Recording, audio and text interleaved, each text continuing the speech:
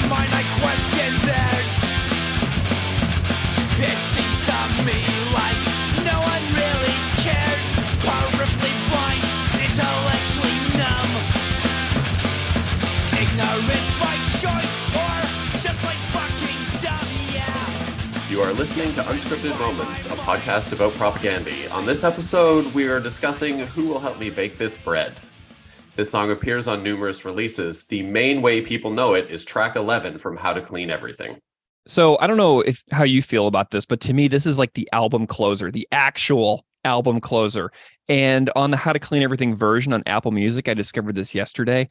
If you go to the version without bonus tracks, Who Will Help Me Bake This Bread is the closer. And I Want You to Want Me isn't even included. So not the reissue from 2013 digital version, but if you go to the digital version on Apple Music, that is just the original version of this record. The I Want You to Want Me cover is not included, which I found to be interesting. So this to me is the actual album closer. So I found a review in 2006 from Sputnik Music that says, quote, closing the album is the track most reminiscent of today's more disheartened propaganda. Who will help me bake this bread? It is a borderline desperate plea for people to actually utilize the independent mind they were born with. This message brought to you by one of the best songs on the album. So to me, here we have the true album closer along with Refusing to Be a Man, Purina Hall of Fame, Iteration, Last Will and Testament, Duplicate Keys of Caro, and Adventures in Zoocosis. So we're going to have a chat about this song today. I'm really excited that we're here, and you may have noticed a new voice. So Steve Foster, what is going on? What is happening? It's awesome to finally be doing this. I am so excited, Steve. This is going to be a delightful way to spend our Sunday morning here in mid-February. So, Steve, why don't you go ahead and introduce yourself a little bit to the listeners out there so they know who you are, because you're gonna hang with me here for a bit, and I just want people to have a chance to know you. Sure. So I'm based in Hamilton, so all of my propaganda experience is Canadian propaganda experience.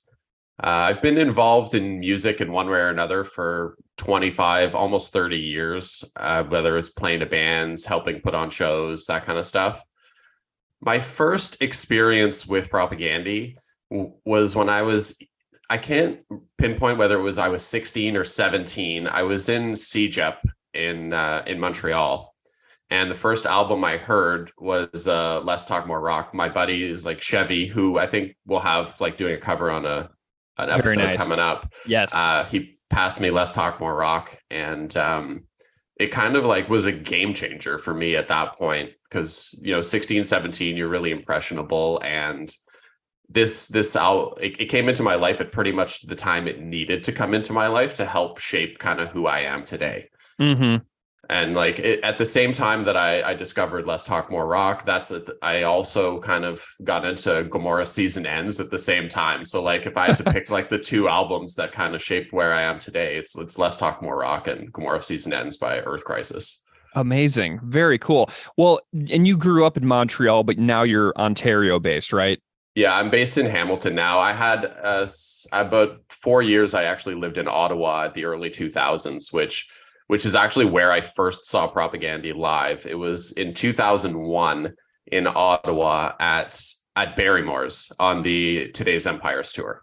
Oh, nice. So you've got a history of seeing, I always like to point out the different eras with people to see them live. So you saw the Todd Trio era, and then have you seen them more times throughout your life than just that first time?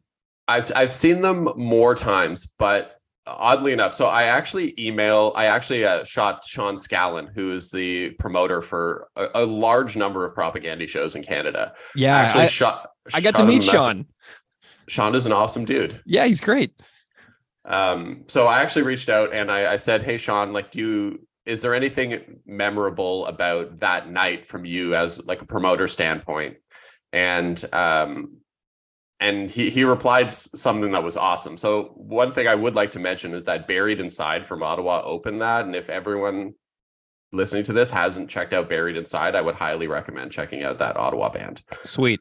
But so he said this, and I told him that I was going to read this quote live. He said, I remember Chris putting the muscle in the muscle shirt in his sacrifice tee with cut off sleeves, and Todd being so stoked, jumping around on the stage like his shoes were on fire, fist pumping with a shit eating grin on his face.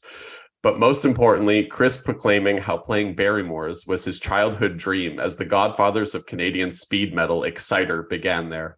Todd added, in that the photo from the back of the Long Live Loud was shot there. They dedicated Motor League to them and went into Exciter stage banter. Amazing. I mean, that's great. Like, if you think about those, like, all those photos from, 2000, 2001, that's like the Chris Hanna bicep era. You know what I mean? That is like the epic biceps. You look at those pictures, and he always talks about how like lazy he is as a person on his Patreon. And I'm like, dude, that guy had the most insane biceps for being so quote unquote lazy, Oh yeah, it was definitely the ripped era. It was like when Bruce was doing the Born in the USA Rambo era, where he was like where he had the tassel like on his arms just to make the biceps bigger. It's awesome. Oh my God. Well, I got to meet Sean Scallon at the London, Ontario show last spring, and we had a really nice long conversation. And I did not realize how important of a figure he is in Canadian music when we were chatting with him. Like, the gravity of the conversation that I was having did not really occur to me until someone else explained to me just exactly who Sean was. And then I was kind of like, oh my gosh, this is great. I am so lucky, Yeah, he's responsible for honestly so many shows that I've seen in my lifetime. It's crazy. Amazing. Well, Steve, I'm really excited to have you join me here in the co-host seat for some from episodes of this podcast. And I'm just hoping, like, I'm wondering what you're hoping that we can accomplish here by helping me out on the podcast and doing some episodes together.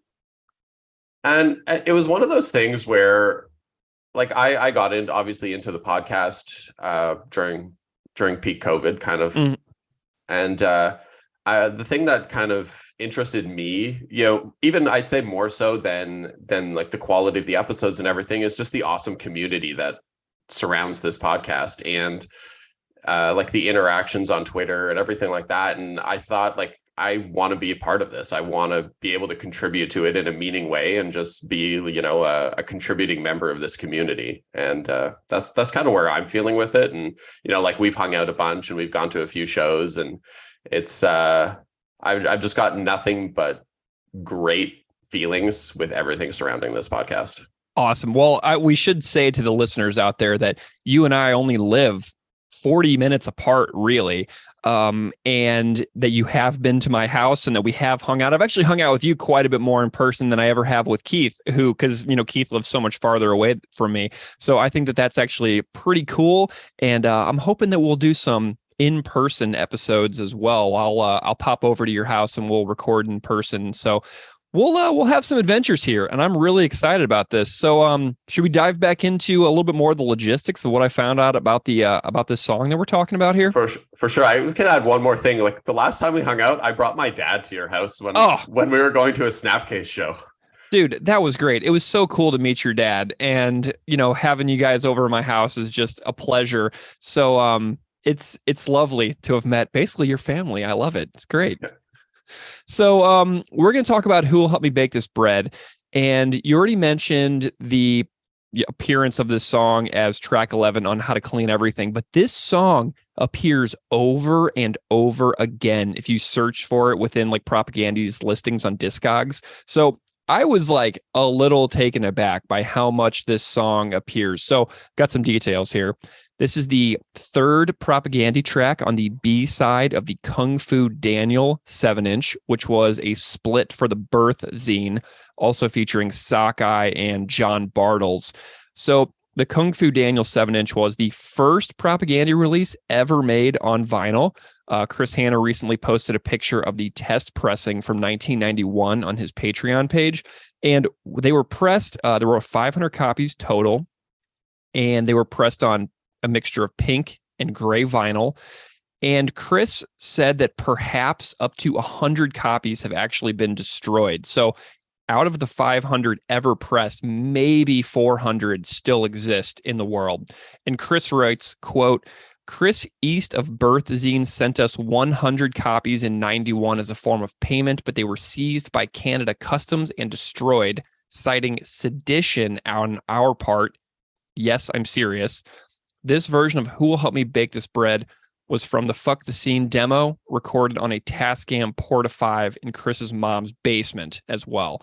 So that is really an interesting little piece of vinyl history there. So if you have a Kung Fu Daniel 7-inch, you have maybe one of about 400 copies that even still exist in the world. I've got one, so I'm pretty stoked about that. This song also is featured on the Where Quality is Job Number 1 Recess Records double 7-inch. And I thought at first maybe it was a live version, but it appears that it's not. So the song appears listed as track U2 on Discogs. And since my copy doesn't say what side it is, it's pretty tough to verify the major details about which side is which on the record, which is all part of the inside joke about the Where Quality is Job Number 1 double 7-inch, which we documented with Todd Congelier from Recess Records on episode 44. This is a very hilarious and joke-filled release. Something like some of the sides have locked grooves and the songs just play over and over, and you have to like move the tone arm on the record to actually move to the next track. So the 4 sides on this record are called sides F, U, C, and K off. So U2 would be side 2, track 2, basically. And I wrote to Chris, and he confirmed the version on the Quality is Job 1 7-inch was recorded in his mom's basement. So here's a little bit of a clip of what that version from the Quality 7-inch sounds like.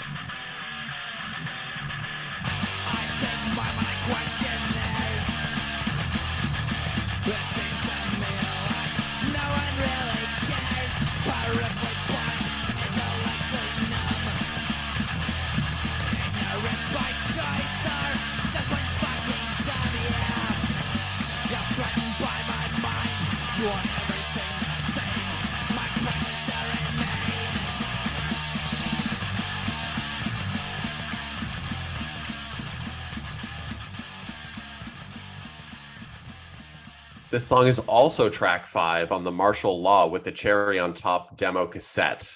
I unfortunately do not own that. Do you have that one? No, I have I don't have any Propaganda demo cassettes at all. The only Propaganda I have on cassette is the Fat Records sampler split that Fat Records released in the lead up to the Today's Empires, Tomorrow's Ashes release. And there's also Sick of It All on the other side. So there's actually a Sick of It All Propaganda split cassette. And that's the only Propaganda I have on cassette at all. Oh, that's wild. Mm-hmm. This song is also track 9 on the 1991 Fuck the Scene demo tape, which I also do not have. Nope, I don't either. I know I've seen a couple copies of it. George's college roommate, Cam Bennett, who is the host of the Music in Quarantine podcast up in Winnipeg and Dauphin, Manitoba, I believe. He's got a copy of it, and he sent me some pictures of it. And that Fuck the Scene demo tape is pretty cool looking. So if you haven't seen pictures of that, go and track them down because it's a pretty cool looking release. Oh, that's awesome. This song also appears as track 3 on side A of the unofficial bootleg Reclaim the Streets. I own that. So that one's mine. And it sounds like complete garbage. So if you ever are on if you're a Propaganda completist, the Reclaim the Streets 7-inch has, it's a bootleg. It has like Calvin and Hobbes artwork on the cover. It sounds completely terrible. It is not an official release, and I do not recommend spending your money on it, but Who Will Help Me Bake This Bread is included on that Reclaim the Streets 7-inch. So the title, Who Will Help Me Bake This Bread, we're just digging into that a little bit, and it's almost certainly a reference to the Little Red Hen. And I don't know if you've read that short story in the last 30 years, Steve. Have you? When you sent it to me yesterday, I was just, in between my deep dive of watching 14 hours of ex-Japan videos. I definitely read myself some Little Red Hen yesterday. So one relevant quote the listeners of this podcast from the Little Red Hen might is, quote, "So after her children were fed and made sweet and fresh for the day, she hunted up the pig, the cat, and the rat. Still confident that they would surely help her someday, she sang out, 'Who will make the bread?' Alas, for the little red hen, once more her hopes were dashed. For the pig said, not I. The cat said, not I. And the rat said, not I. So the little red hen said once more, I will then. And she did. So after my hypothesizing on past episodes where I felt completely certain of things that I was saying and was proven later to be completely wrong, the Tartuffe episode, I will hedge my bets about the possible coincidence of the Little Red Hen, but I feel pretty good about connecting that passage from the Little Red Hen into Who Will Help Me Bake This Bread. So just a couple of logistics before we get into the conversation and the cover here. We have featured this song 2 times in the past. The first was a conversation with Ryan Onan, who is an actor that people out there might recognize from TV shows like Queen of the South and Big Sky. Ryan was on the podcast on April 15th, 2022. And one of the songs we talked about was Who Will Help Me Bake This Bread? And it was a great chat. And the other was Josh Kemble from the band Dogwood, who appeared on the podcast on July 10th, 2022. And both of those conversations with Ryan and Josh are fantastic. We talked about 4 songs each in both of those episodes.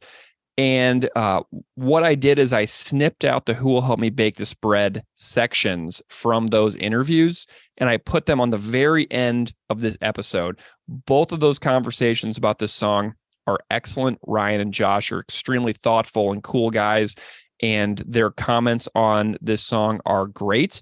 But I put them on the very end of the episode because I realized that a lot of listeners out there have already heard those interviews. But if you've never heard those, definitely stick around at the very end of this episode for Ryan and Josh, because they are both awesome. So now we're going to go into the cover of the episode. My friend Matt Milkowski reached out and did a cover for this song. And Matt's been on the podcast before. People will recognize him as the guest in the contest song episode that we did. Matt wrote lyrics and a vocal melody for contest song, and then he sent the demo to Willem, who sings for the band Intellectual. Side note, Intellectual has a new record coming out, and I'm really excited for them to get back out there. And Willem brought the final version of contest song to fruition. So Willem and Matt appeared as guests on episode 56 to discuss that tune. But when I posed the invitation for someone to do Who Will Help Me Bake This Bread, Matt jumped on it and he created something really special. Steve, did I send you the cover for Who Will Help Me Bake This Bread by Matt? Yes, you did. Yeah. So check this this blurb. So I asked Matt if he would come on the podcast, and he was like, how about I just write something up for this one? So this is Matt's words now. So Matt writes, while making a mediocre traditional cover, I found myself not super invested in the lyrics of the song and hence stalled out.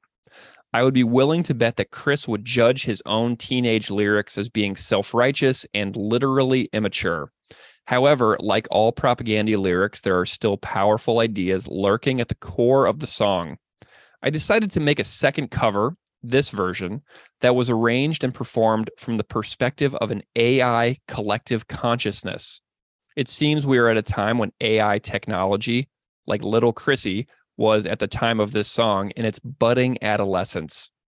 As an artist, educator, and generally terrified human being, the recent advancements in AI sophistication have left me with another patina of anxiety about the future of my tiny kids will be living in. Even if AI-generated art or computer programming can be harnessed for good as a tool, good fucking luck, it is undeniably another step on the path away from nature, the path away from millions of years of brain development that allows us to coexist, communicate, and empathize with our living beings. My goal was to create a cover that reflects the frenetic and uncanny valley feelings that accompany this new territory. Whether the AI narrator is in the present day trying to find its rebellious identity or in a post-human future is for the listener to decide. Cheers and fuck it all. So here's Matt Milkowski's take on Who Will Help Me Bake This Bread. Steve and I will be back in just a little bit to chat about the tune. Ash, can you hear me? Ash! I speak my mind. I question theirs. It seems to me like no one really cares. Peripherally blind, intellectually numb. Ignorance by choice, or just plain fucking dumb. You boycott your brain. You answer with fists. But my questions still persist. You can rearrange my face, but you can't rearrange my mind.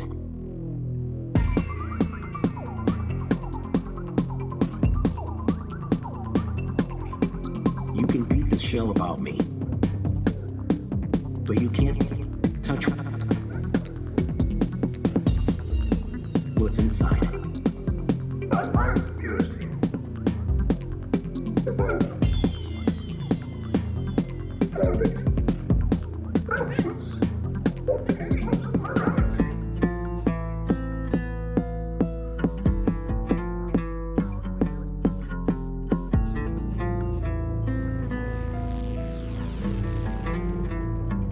So now, who will help me bake this bread?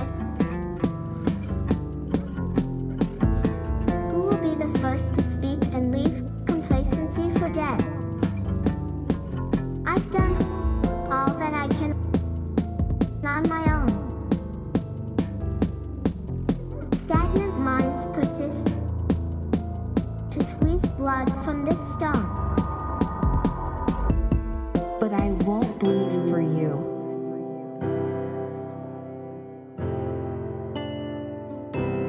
I have no need for you.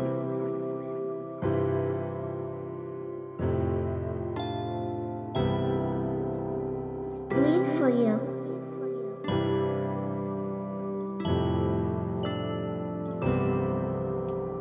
Death will be the day I concede to you.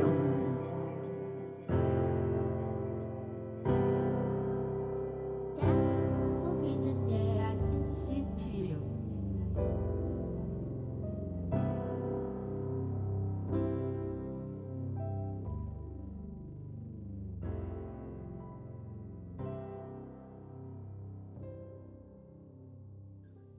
All right. So thank you so much to Matt Milkowski. Definitely one of the most unique covers that we've ever gotten for the podcast. I'm super grateful to Matt for continuously participating in the show and being an extraordinary creative partner on this. So huge shout out to Matt for that, who will help me bake this bread cover.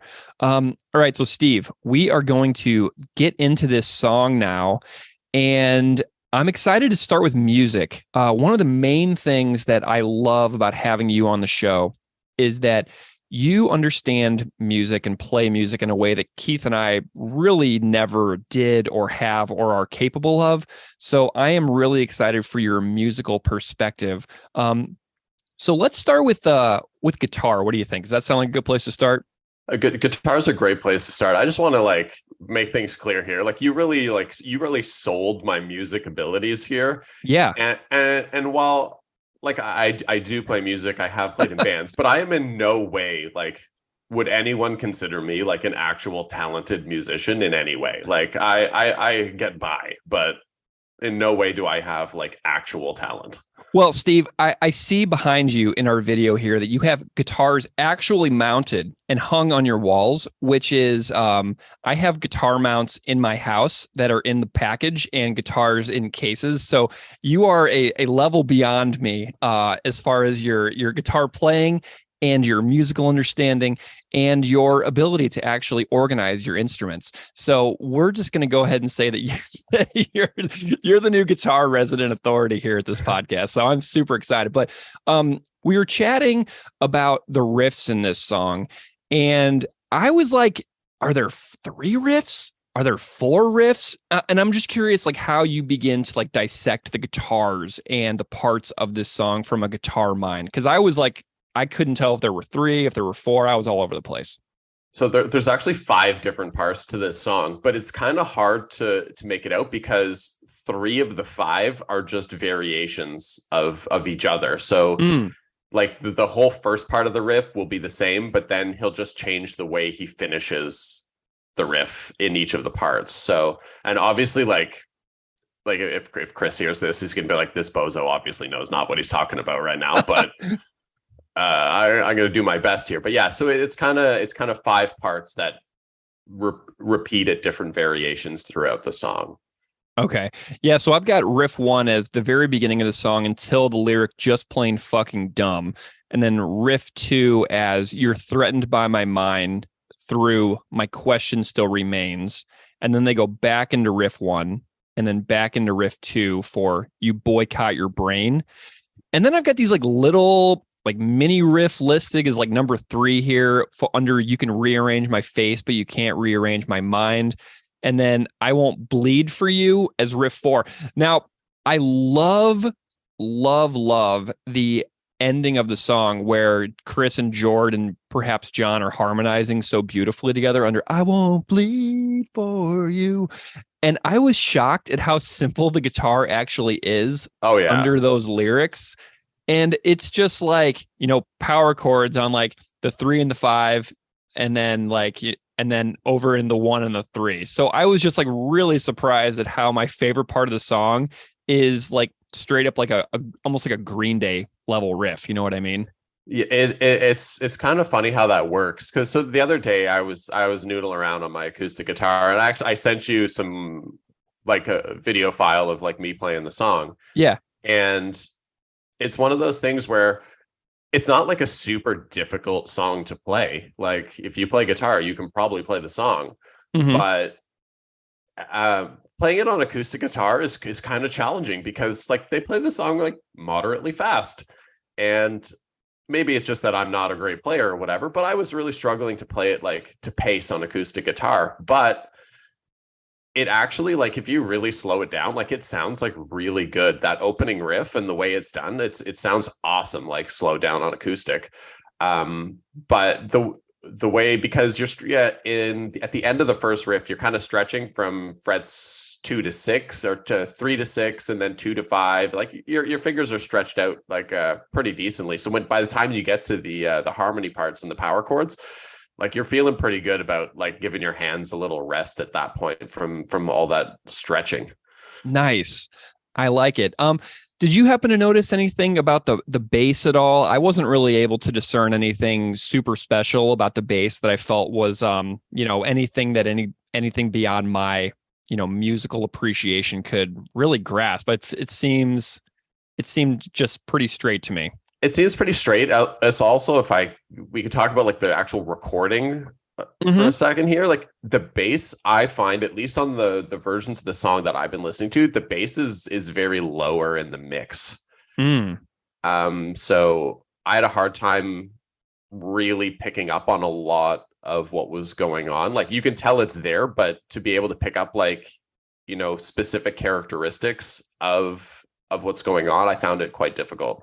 Did you compare at all? Like, do you have any thoughts on the differences, the sound of the original version of the record compared to the 2013 reissue? Are there any like major sounds or that jump out at you whenever you compare the different versions of the tune from the record? I'm going to be completely honest right now. I've never heard the 2013 version of this song. Oh, okay. Well, it's not a different version. It's or just I've never heard that re-release of it. I've only ever heard the original. So. Oh, interesting. Well, the reissue is interesting because Pigs Will Pay, Leg Hold Trap, and Homophobes Are Just Pissed Because They Can't Get Laid are kind of like reinserted into the record, which is kind of a cool little thing because honestly, I like Pigs Will Pay and Homophobes Are Just Pissed Because They Can't Get Laid like a lot more than a lot of the other songs on the record. So to have them back on the actual release that you get if you buy the album from Fat Now is like a huge improvement for me because I thought those songs should have been on the original version of the record in the first place, which I think a lot of the members of the band likely agree with that assessment as well to this day, Oh, they're like staple songs. Like it makes sense. So dude, the Pigs Will Pay episode of the podcast that we made still stands out to me in my memory as like something whenever I finished, I was like, man,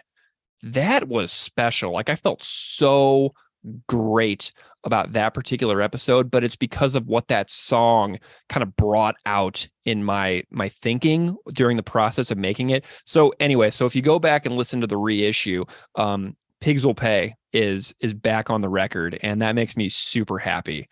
So we got drums here. It's a straight ahead charging song, has some good drum flares with cool fills. I like the snare fill at 50 seconds into the song under Can't Rearrange My Mind, where the fill starts out fast and then it slows mid fill. So Jord, he did some stuff in here with a song that's basically just a fast song split with a break of just guitar in the middle and then back into the fast stuff. But this song it's very simple. And I'm bummed out whenever I hear songs that are like almost like beneath Jord, you know what I mean? But the drums on the double 7-inch version are also super fast. It feels like they told Jord to just go as fast as they can, and then we'll keep up. Did you notice anything cool about the drums on this tune? So the way I describe the drums on this tune is like if I could borrow like a Kiss analogy here, is that like they're very like Peter Criss in that they're not trying to be something more than they need to be. They're exactly what they need to be for this song. Anything else, I don't think it would work as well as it does. Like it just, like if you listen to any Kiss song, like Peter Criss is just like the backbone, just keeping it down over there. So that's kind of how I view the drums in this song. Yeah, not overplayed, not trying to draw attention away from what's going on. So it serves the song, which is great because you can tell that Jord's a great drummer through some of those little special fills he throws in there, but definitely not overplayed. So we've got a really straightforward structure. I was pretty surprised at just how straightforward the song was whenever I listened to it super closely, because for years I've always known this was one of my favorite songs on the record. But it's so extremely straightforward that I was actually surprised that for years I was like, yeah, Who Helped Me Bake This Bread's one of the best songs on the record. So it's just, I was honestly surprised at how simple it is because of how much I have loved it for my entire life. So that's just kind of an interesting little thing. But there's something to be said for simplicity. Sorry to interrupt, but there's something to be said for simplicity, because sometimes this, like the simple stuff that's like easier, it just works. Do you know what I mean? Like there's no reason to overcomplicate things. And I think this song is a really good example of that, in that there's no part of it that's overtly complicated. It's so simple, but it's super effective for what it is. Yeah. Something else about the vocals that I really latched onto, if you think about How to Clean Everything, the record itself, you think about the exaggerated singing by Chris, where he's snarling. He's got that snarl sound in his vocals. And compared to a lot of this record, How to Clean Everything, this one has the least snarl in the singing. To me, this one sounds the most like what Chris would become on the next record. And so he's got the least exaggerated singing on this particular song, which is something that I like so much about it, is that the song, he's not trying to sound overly, snarly on this one. And Jord sounds great. The harmonizing sounds great on the end of this song. And so those are something that I really like about the vocals, is like the less exaggerated delivery of them. The way I always thought about it was that this, like based off of it being the last song on the album, right? I always found it to be the most genuine. Yeah, I love that. I mean, this is a good closer. I'm feeling really, really great about this. So any other thoughts on the music itself, like about the parts, or anything that that I didn't want to gloss over and move on too quickly? If you had any other ideas that are lingering in your mind here before we transition into talking about the words. Well, I just wanted to talk about the end, the vocal harmony at the end for a second. So I'm always a huge proponent of album closers. Like I think picking a proper album closer is so important to the integrity of the album.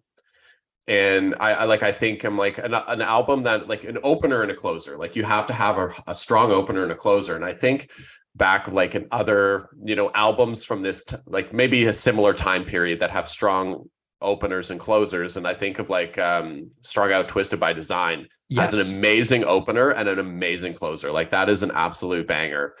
And the way that this song sits as the last song on the record, being like really genuine, angry, but then finishes with these harmonies, I feel like it's such a strong closer to this album. And like we'll get into, you'll find out what I think of the album overall as it kind of relates to the rest of the catalog. But I think for what this album is, I think it's the ideal closer.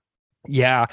And Chris on his show, he's commented extensively about how the band views closers. Like whenever he did his Adventures in Zucosis and Iteration episodes on Patreon, I think he kind of talked about his thoughts on closers. But man, it's a huge bummer to me that I Want You to Want Me appears after this song, because that harmonized vocal outro is just such an inspiring, uplifting, and kind of positive note to go out on, where he's basically saying, collaborate with me, work with me. And then it goes into this like, I want you to want me cover, and then all the fucks at the end. So it kind of is like an anticlimactic ending, because it would be so solid to go out on this one, because the record's 31 minutes long without I Want You to Want Me, which is, a perfect length of a record. So anyway, great thoughts on those harmonized vocals. I love that. And like as we get into things more and more, like I think in addition to like the importance of a good closer on an album, and maybe we can kind of go into this in another episode or something, but like the way that you apply your album closers to live shows is something that I really want to kind of explore a bit more, because obviously they put a lot of weight into the songs that close their albums. So and the way you structure your live set list, and it's like, well, you obviously want to play a song last that captures the moment of the time you're in, but the album closers are also really good show closers. Oh man, yeah. And it's how do you pick which one of these great album closers do you close a show with, or do you do you just close the show with? Obviously they don't. Like the last time we saw them together, we're like, one of their more popular songs is Coach's Corner, for example. Like I don't see that as being a good show closer, versus like Purina Hall of Fame, unbelievable show closer. Yeah, absolutely. And this song has appeared recently. Like if you look at a lot of their recent set lists, they have tended to play a How to Clean Everything song or a Less Talk More Rock song way down near the end of the set list. Not necessarily as the very, very end, but they have tended to throw Anti-Manifesto. They played apparently I'm a PC Fascist last year as well. So we are seeing some of these really, really old songs coming out near the end of the set, which is interesting as well. And this song has appeared live as recently as 2016, 2017 as well. So this is not a completely forgotten song by the band, which is pretty cool that it still stands out, because think about how many songs on this record haven't been played in, 10, 15 years at this point. And then this one has been brought back out a little bit here and there. It's pretty cool, right? Oh yeah. I think it's one of those songs that I think should kind of be revisited. Not, maybe not on every tour or something, but I think it's an important enough song in the catalog that people should kind of still be hearing it.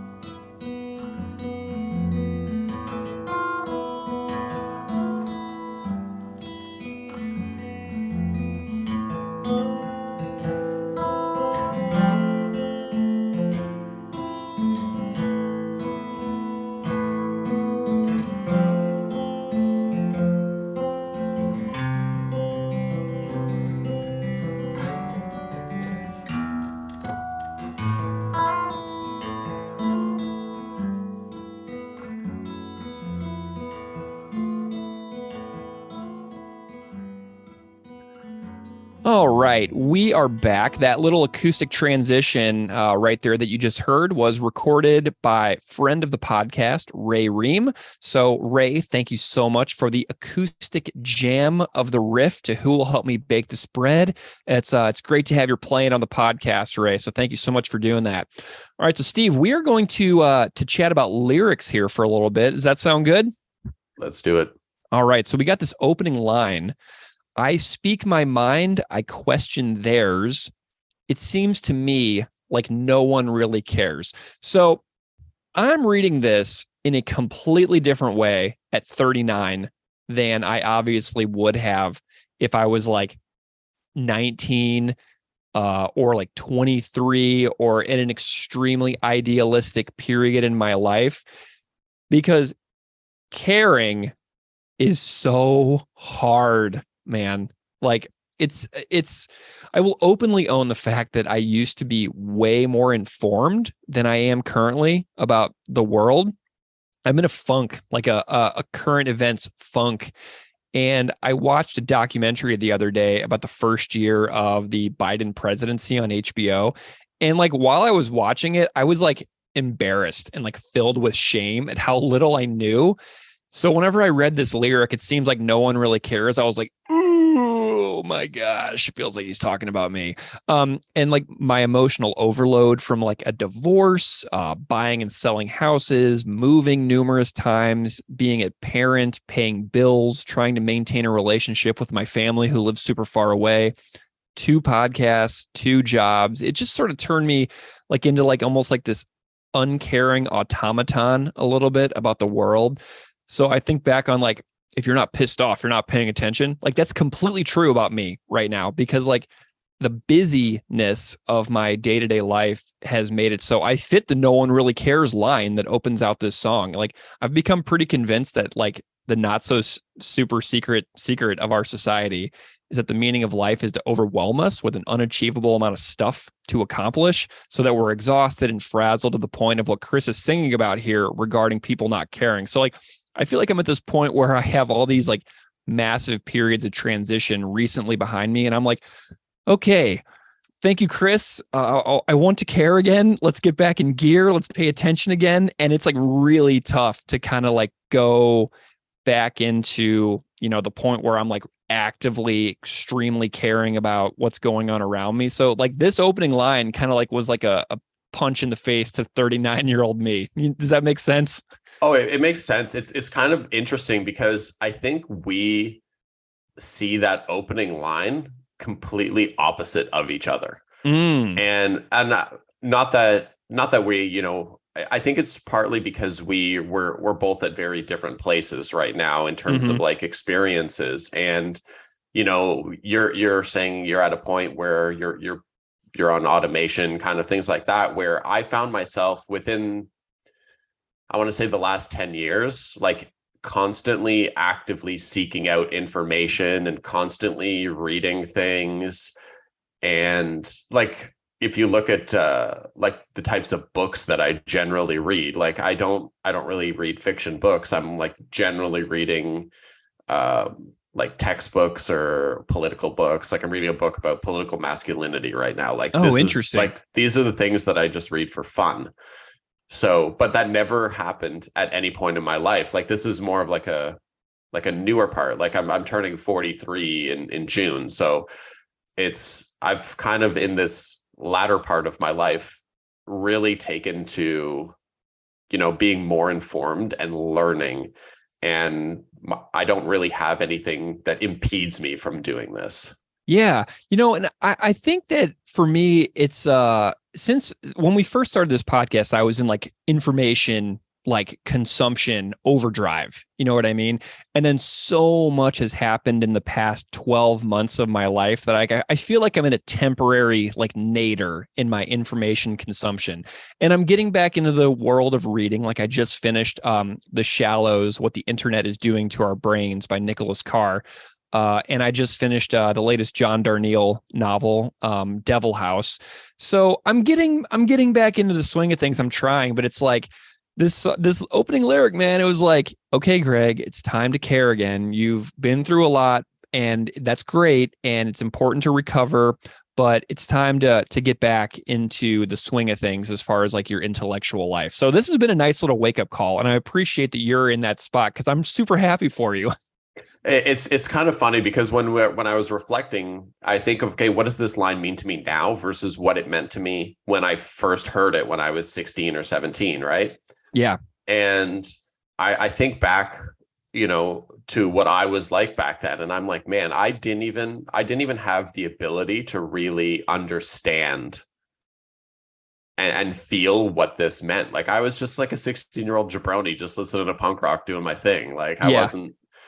But now, like that, I can reflect on things, and like I don't know if I was really ready for it at the time. Yeah, and that just like speaks to the fact that this band can age with us throughout our entire lives, and just how Chris was a little more reflective than a lot of us were at that age, and how he was just kind of like a couple steps ahead of us intellectually at certain points. But we've got this next line: peripherally blind, intellectually numb, ignorance by choice, or just plain fucking dumb. Now, I was trying to like sing this song when Ray submitted that acoustic clip. I was just kind of like singing along to it in my computer here, and singing this line, peripherally blind, is a very difficult thing to sing over a song. It's like peripherally or peripherally, and it's really hard to get that word out as a lyric in general. So it's actually kind of cool that this one word, peripherally, appears in this song because it's super hard to sing in general. I would honestly love to know how many other songs that word is in. Honestly, I mean, I cannot think of any off the top of my head. So peripherally, as a word included in this song from 1993, which appears on something from 1991, that Kung Fu Daniel 7-inch. I mean, that's a pretty awesome word to throw into a song. And, you think about the going through life with blinders, right? Being like, all right, I got my life. I'm sticking to the program. I have a plan in my life, and whatever's happening on either side of me, it's too much. So I'm just going to stick into my lane and I'm going to go forward. So it's like not paying attention to what is outside of you. So like if you have your life, you have your comfortable home. Many of us likely live in very segregated neighborhoods in our wherever we live in the world. And if you don't, that's amazing. But I grew up in a totally segregated place in the United States. And so I went through this life, like this peripheral blindness of like what is going on either sides of me. So it's like being able to have the self-awareness to take down those barriers and pay attention to what is going on in every facet of society instead of just your one thing. It's a conscious choice that people have to make. You have to decide to pay attention to the imperfections in our society. So I resonate a lot with this particular line. And the ignorance by choice thing is really kind of another little, jab at me, because I frequently half joke about how I feel like I'm getting dumber and dumber as I get older instead of smarter. I don't really know if I believe that, but I definitely have concentration issues that have prevented me from reading deeply in the last couple of years. And so this is something that I struggle with a lot for a lot of reasons that I've noted elsewhere on the podcast and in this conversation. But I think that I've definitely have succumbed to the deluge of information in the world and then kind of sort of shut down a little bit. And I found myself like doing not productive things, like, just sitting around like playing a game for too long. And then you look up and 2 hours have passed by. So I could have, read 75 pages of my book in the amount of time that I've wasted like just reading garbage on Reddit or like playing a game on my phone. So the ignorance by choice line is something that I'm kind of feeling a lot. So do you have any thoughts on this particular line itself? I love the line, and it's something that resonates with me because I like I said, we have such a different kind of experience, right, in terms of our current situation. Yeah. In that I resonate with this because I see so many people in my life and just kind of, you based on your interactions on Twitter or whoever, like, people and you see that, like, man, like you know this, like like, I know better than what's happening, Yeah. but it's like, you can tell that they're just so overwhelmed with life that sometimes it's just easier to choose to not care or not be involved. And to me, that, like, someone where I'm at, I'm like, how can I afford, my thought process is, how can I afford to not care and to not be involved? But I totally understand, like, when I have like a really tough day at work or something's happening, like, it is hard to kind of to just to be there for that kind of stuff. And I struggle a lot with actually taking the time to not immerse myself in that. And because I'm kind of always seeking out information and wanting to know better, I find it hard to shut that part of me off. And that's something I struggle with, and it's something I'm working on. But so that's why I resonate with this, because to me, it just makes me angry that people are choosing to not care.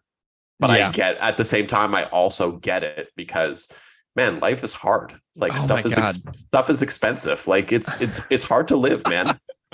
It is. Just being alive is so insanely expensive. If you want to live in like a completely normal house and drive a completely normal car, it's just like your expenses in life are just so overwhelming. And that's kind of where I kind of like went down the rabbit hole. I was like, all right, I want to be a homeowner and I want to get this house. And then so like every opportunity that I had to like make a little bit of extra money, I was like going after, which it was a huge sacrifice, because you sacrifice relationships with a lot of people if you're constantly striving to like save money to accomplish these things down the line. And then by the time you reach the goal, you open your eyes up again, and then maybe those relationships that you sacrificed in order to get the money to get you the house, to get you the car, those relationships are gone. You know what I mean? So it's like this constant balance of gains and losses and throughout time.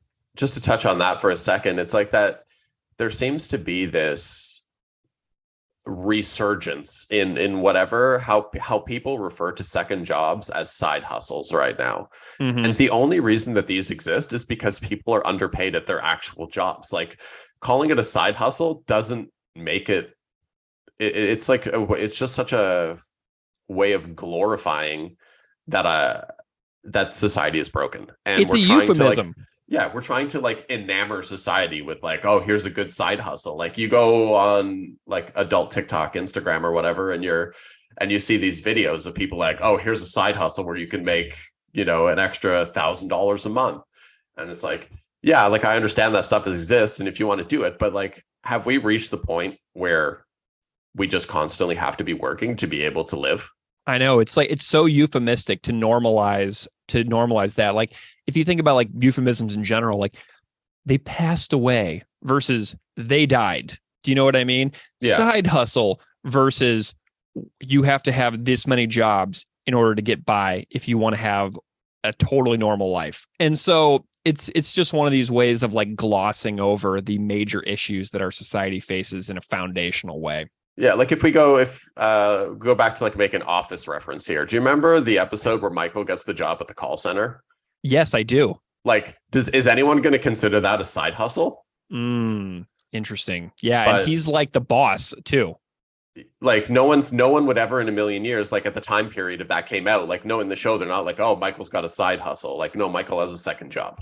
Yeah. And like, whether you're like doing affiliate marketing or whatever you're doing, like it's a second job. Like, we can call it a side hustle all we want, but like, society almost dictates that people have to work two jobs to be able to live a basic life now. I 100% fit that. I mean, I've got two jobs for sure. And then also kind of like, I'm constantly thinking about like, is there a way I can make my other podcast like a little bit more of a side hustle? Is there a way I can like rent out a room in my house and do a little like Airbnb? So it's this endless cycle, this treadmill that we're on as a society. And that to me facilitates the ignorance by choice part of this particular line of this song, So the exhaustion, the purposeful exhaustion of everybody in society facilitates that ignorance by choice, because it exhausts us to the point to where, like, at the end of the day, we don't have a single brain cell functioning left in our heads in order to fight for a better world. So it makes me crazy. But then we've got this next line, Steve, which I found is really interesting. And I'll tell you why. So the sung part of the song is, "You're threatened by my mind. You want everything the same. My questions still remain." And I went to the Propaganda. I go to the propaganda.com website whenever I get the lyrics for my notes on these episodes. That line is left out of the printed version on the band's website. And Matt, in his comments earlier about his cover, he was talking about, like, he said literally immature. And I'm wondering if this is what Matt was talking about. I don't want to put words in Matt's mouth here, but this line is good and interesting, but it also rings with like a sense of like superiority and ego. Like, you're the problem. You want everything like this. You are threatened by me because look at how right I am. Like, I completely understand the sentiment of how a person being faced with something that makes them uncomfortable would make them feel threatened, such as like when a drinker offers a non-drinker a drink because it makes them feel comfortable that somebody else isn't drinking, or when someone who eats meat goes on and on to a non-meat eater about how they need to eat a certain food for whatever reason because it makes them feel self-conscious that somebody else isn't partaking, or how someone of a certain political persuasion will resort to like whataboutisms and equivocate with irrelevant retorts. But it's like, oh, look how threatening my mind is. I'm really smart. I'm special because I make this other person feel threatened. So I get the purpose of this line, but I also wonder if the band doesn't like it because it's conveniently absent on their own website where all the lyrics are published. So I'm wondering if Chris himself has sort of rethought this line and be like, I kind of sound like a little bit of a jerk here. What do you think? I think it's interesting that it's absent on the website for sure. But again, I think the way you described it is interesting because I have a lot of lived experience in both of those situations that you mentioned, because like I've been straight edge my whole life. So I can't even count the number of times where, people offer me a drink. And then when I say no, it becomes this weird conversation where so many times people are like, well, I don't drink a ton. Like I'm just, I only have a couple. I'm like, it's fine, man. Like, do whatever you want. Like, it's cool. Yeah. And I will, and when you're at my house sometime, I guarantee you, I will offer you a beer just like out of habit. Be like, oh, you want a beer or anything? And I guarantee you that experience will happen between you and I. It's just that I try to like make sure that I notice those moments and kind of turn in and be like, oh yeah, I forgot about that. Okay.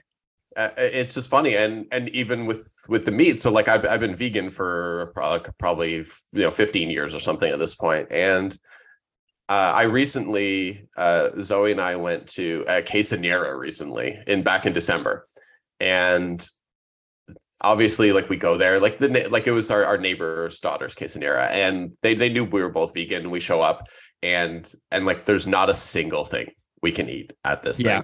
And we're like, and we were fully prepared and we knew, but so much of the night was spent like them obviously apologizing and feeling awful, which we're like totally fine. But like the conversations kind of turned into, oh, well, I don't eat a lot of meat, or I just, it always goes back to that where that tremendous guilt around that kind of thing. And I won't get into it, but like I just read a book called Eating Animals, which talked a lot about book. Like, you've read it? Yeah, I read Jonathan Safran Foer. Yeah. Awesome book. And it kind of it touches on that subject a lot with that. So I'm kind of coming fresh off of it, but the way you kind of described it is pretty accurate to what my lived experience with it would be.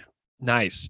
Do you feel that there's a way, do you get the same sense though, like maybe the band doesn't particularly like the way that it's sort of like an accusatory tone? You're threatened by me. You want everything like this. Like, so do you kind of feel like that? Like maybe a little bit of a slight lyrical revision would make this line a little less accusatory and a little more inviting? Here's the thing. Like, I'm a generally confrontational person. Nice. I like this line. Oh, cool. Like, I don't think that to me, I look at it and it's like, this is what's making me who I am, and why are you trying to change who I am, basically? And I think it's important, but I understand how it could be seen otherwise. I love it. So we get this next line, which is interesting because Chris has a little lyrical addendum on the website, which I'll read here in a second. So he says, "You boycott your brain, you answer with fists, but my question still persists." And then Chris writes in parentheses, "You fucking asshole."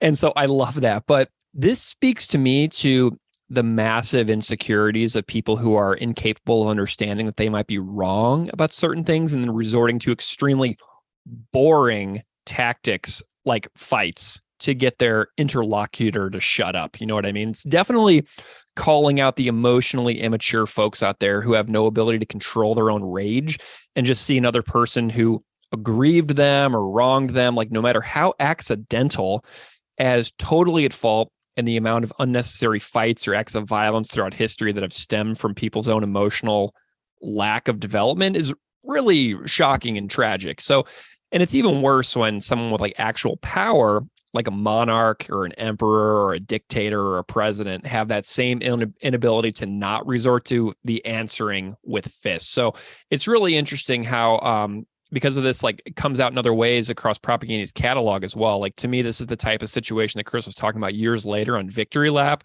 when he's saying, be careful how much you reveal on Letters to a Young Anus.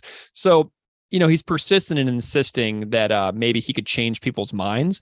But, you know, maybe he's changed his mind on that across his life, where he had these conflicts and then there were these violent situations. And then maybe he realized, oh, maybe I can't persuade as many people as I originally thought. It's interesting. This line really reminds me, because I grew up pretty heavily involved in hockey culture. Mm-hmm. And this line really reminds me of your stereotypical, like, just general, like, hockey immersed Canadian dude. Mm-hmm.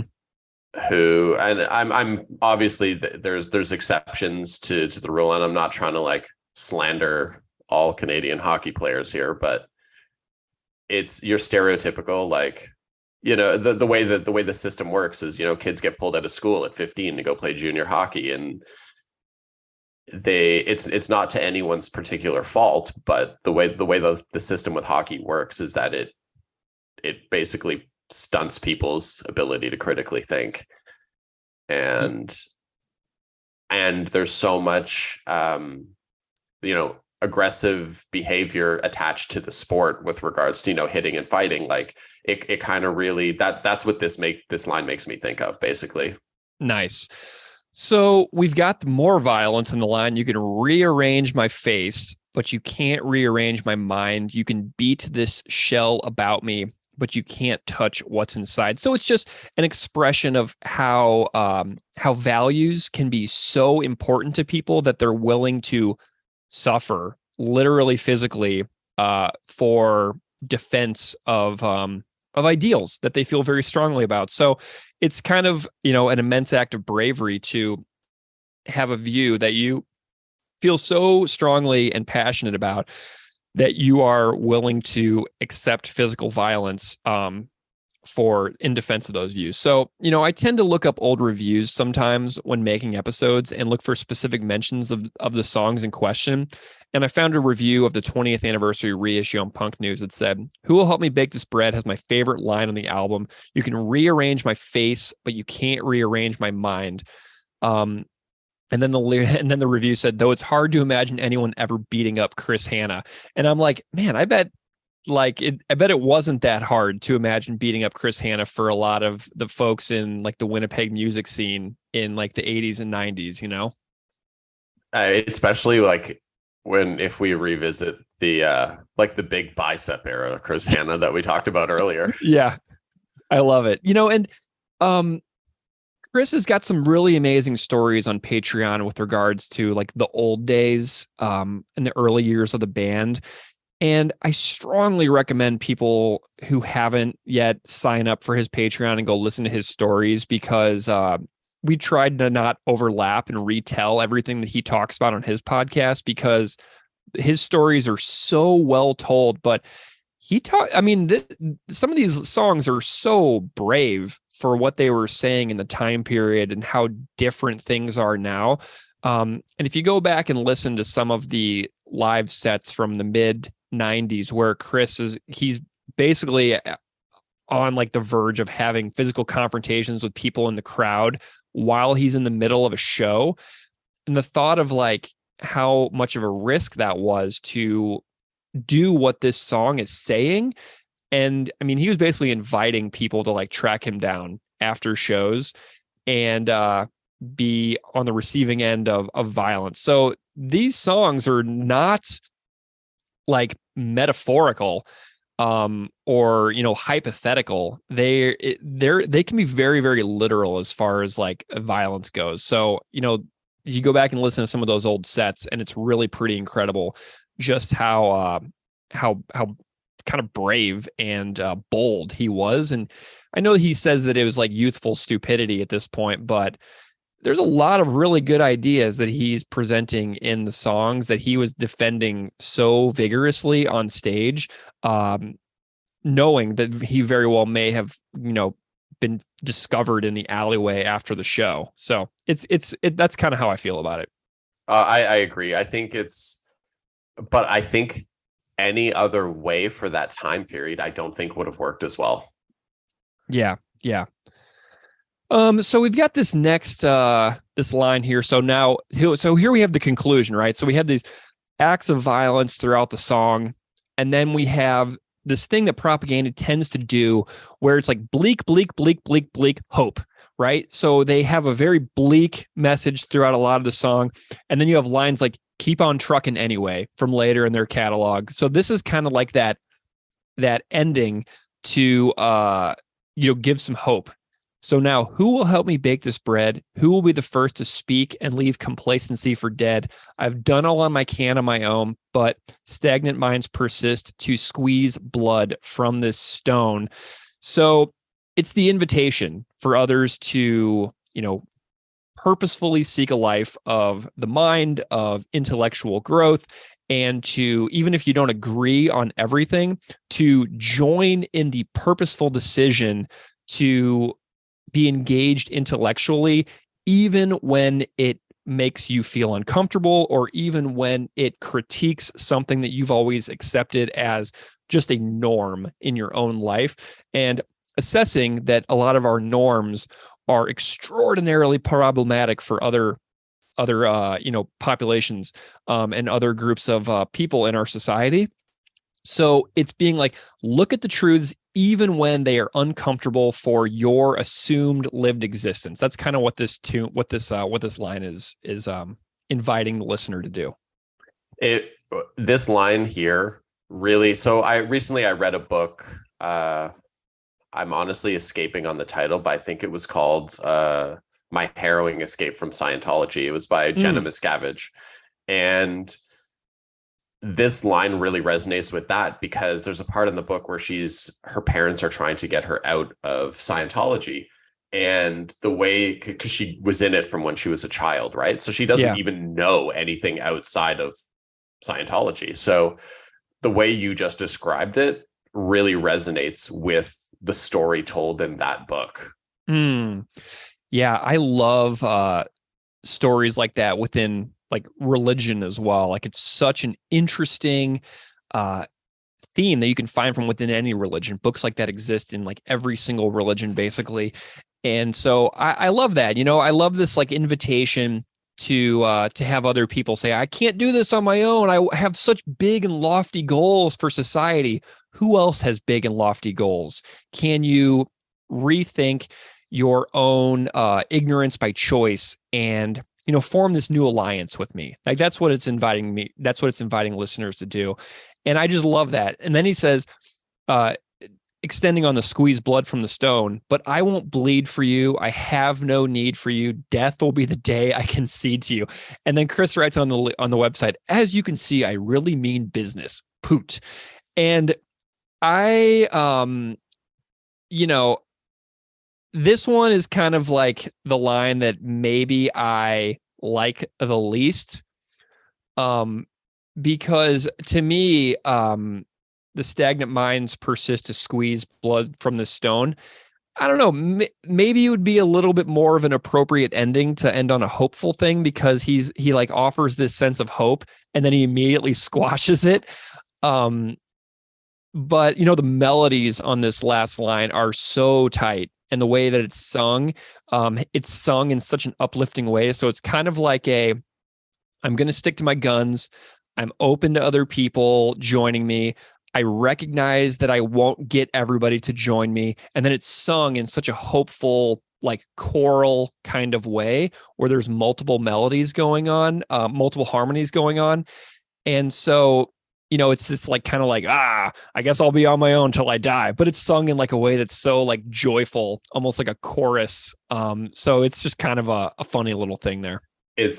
To me, that line and the where it is structurally within the song as the album closer as well, and the vocal harmonies, I feel like that's the part where everything comes together with the song and you really feel like the magnitude and the importance of it. And like, it's a similar thing. Do you know Face to Face song 1,000 Times?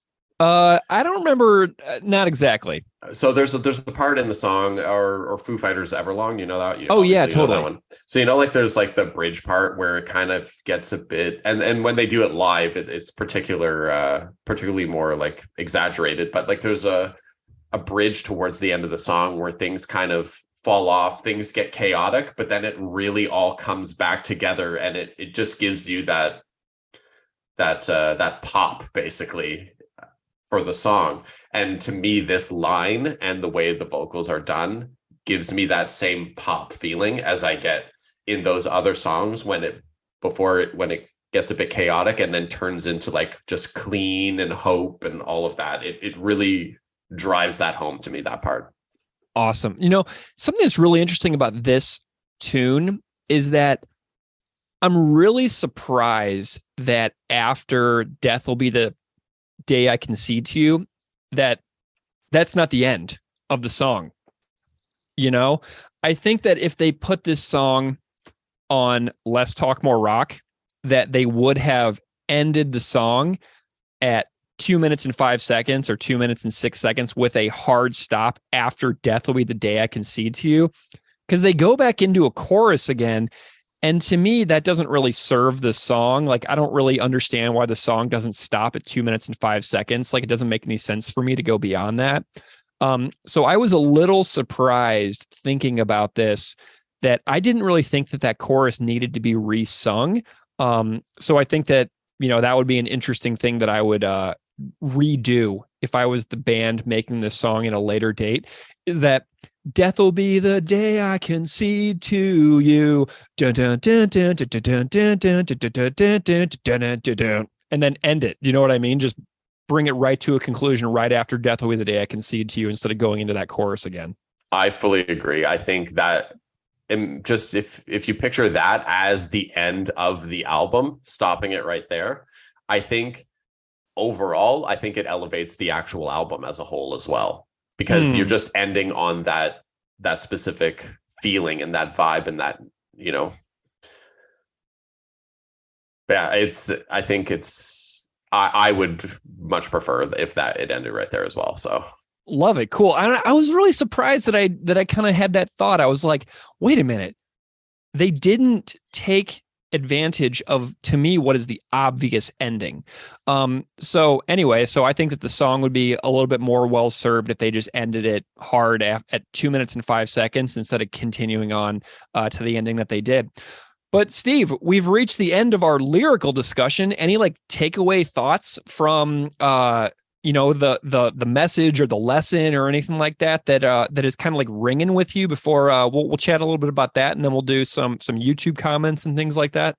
So I think it's such a relatable song for a lot of people within our community of like-minded individuals. I think we can all pull something from it, even to this day. Like you said earlier, like we grow with the song, and the song kind of means different things at different parts of your life. And I think that is what makes this such an important song. Yeah.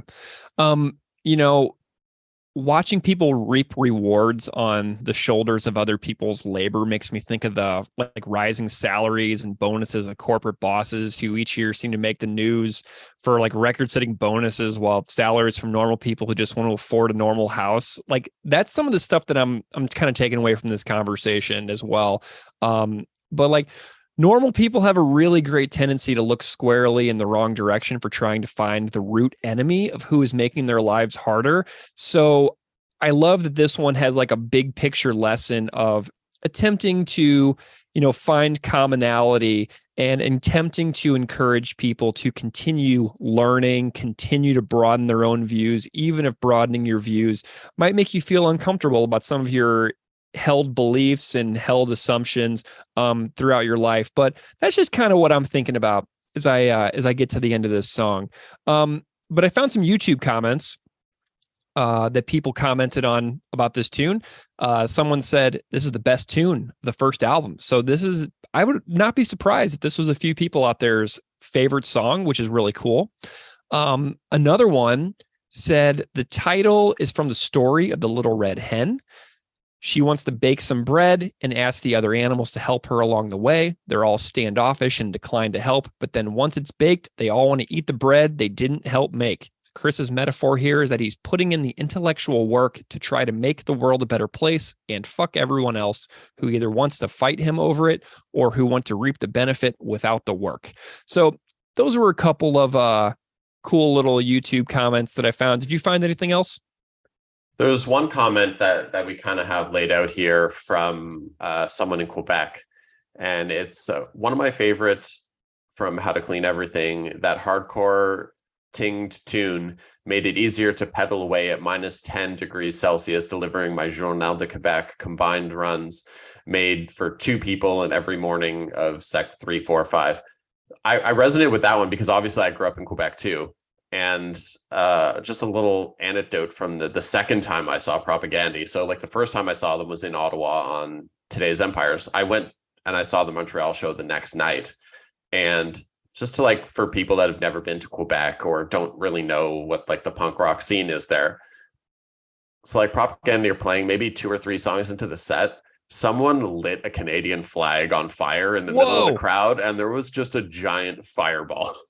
Oh my God. Fire at that show. I was wondering if I remembered it correctly, but I hit up my brother yesterday just to confirm that I wasn't crazy. But no, he confirmed that it did happen at that show. So if there's anyone else like listening to this, I don't remember all the details of it, but I'm sure there's people listening to this that were at that show. But I would love to have more memories about how that took place and what happened, because I don't even remember if like the band had to stop playing and they had to put it out. I just remember seeing a large flag on fire in the middle of the crowd at the show. Wow. As far as Who Will Help Me Bake This Bread goes, do you think you've ever seen this particular song live? Because I am pretty sure that I have, because the first time I ever saw Propaganda live was 2007. And there are a ton of videos on YouTube of them playing this song in 2007. So I feel pretty confident that I've seen this song live, but I just can't quite remember actually seeing it.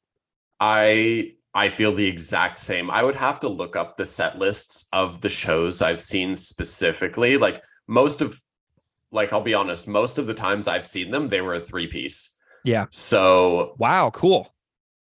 Like the only time I've ever seen them at a 4-piece was the show that we recently went to together in Guelph. Like, so you never saw Beeve? That was my first time. Wow, you never saw the Beeve era. Wow, the Beeve era was my first 4 times seeing them was all with Beeve. I only saw Sue Lin for the first time at the October 2021 shows in Winnipeg. So that's kind of cool. I never saw a trio era show at all. Yeah, I missed the Beeve era, but like the trio era, I mean that was all I knew for so long. But now when I saw them, obviously as a 4-piece recently, like it was a completely different experience. Amazing, I love that. Yeah. Well, Steve, let's rate this tune. Would you like to go first, or would you like for me to go first? You can go first. I'll add to what you say. Okay, so like I said, I am taking the liberty of considering this the real album closer. Like I said earlier, the record is 31 minutes without I Want You to Want Me on Apple Music. And I love that a version of this record exists out there that doesn't go into the Cheap Trick cover at all. The only version that exists on Spotify for Spotify users is the reissue version, which is weird. There's not a version without all the bonus tracks on Spotify, which I found weird. But this is a top 4, maybe a top 3 How to Clean Everything song for me, but I think it's a top 4. But it's still very middle of the road for Propagandy. I was pretty shocked at how simple this tune actually is. But everything serves the song pretty well throughout the performance. Nothing is overplayed. I like Chris's reduced embellishment in his vocals. I do wish that the song ended 30 seconds sooner than it does. But I really enjoy the song. But as far as Propagandy goes and the, their discography in general, I'm going to give it a 2.5 out of 5. I think your take on this is pretty spot on. And the way I feel about this song, like, I think this is definitely one of the stronger songs on the album because I feel the genuineness comes through far more in this song than the other ones. Not to say that the other ones aren't genuine, but because, like you said, the vocals are slightly different. I just feel like I'm understanding Chris more listening to this song than, say, the other songs. But where it sits with regards to it's definitely upper tier on the album. But like we've talked recently about it, where How to Clean Everything. It's no secret where that album sits with you in terms of the Propagandy catalog. Mm-hmm. Like, so it's no secret that I'm a big wrestling fan. Like I watch like a significant amount of wrestling, and I have for my whole life. But like the How to Clean Everything era, if I were like comparing it to doing a wrestling analogy, if you'll allow it, is very much like the NXT era of the Becky Lynch character. And that, like, is it bad? No, it's not bad at all. But is it her best work? No, like when you get further on to like the man era of Becky Lynch on like the main roster of WWE, like, then we're talking like Victory Lap, supporting cast, like that's like the prime era, right? But you got to start somewhere, and I view this as like kind of building the foundation for where we are now. Nice. Do you have a number you're going to give it? You don't have to if you don't want to. This is my rankings are completely made up on the spot and totally non-scientific. Yeah, I'll give it like a 3 out of 6. Oh, okay. Interesting. I like how you just changed the scale. I love it. So we got a ton more to come for you in this episode, listeners out there. But Steve, it is wonderful to have you join me and hang out to chat about these songs. I love being able to do these deep dives that I haven't done in a bit. So it is wonderful to have you. I can't wait to have you back. I know that we've got some plans in the works for things like Fadala's Hearse and other stuff like Hate Myth Muscle Etiquette. So I know we've got some other ones in the works here. And I'm delighted to have you here. It's a real thrill.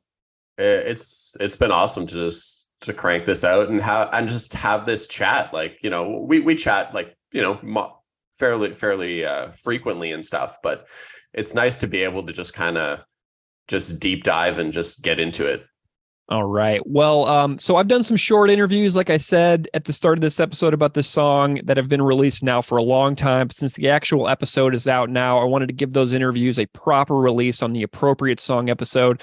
So coming up now will be my conversation with Ryan Onan. Listeners out there might recognize Ryan from numerous television series like Queen of the South, Big Sky, and Fargo.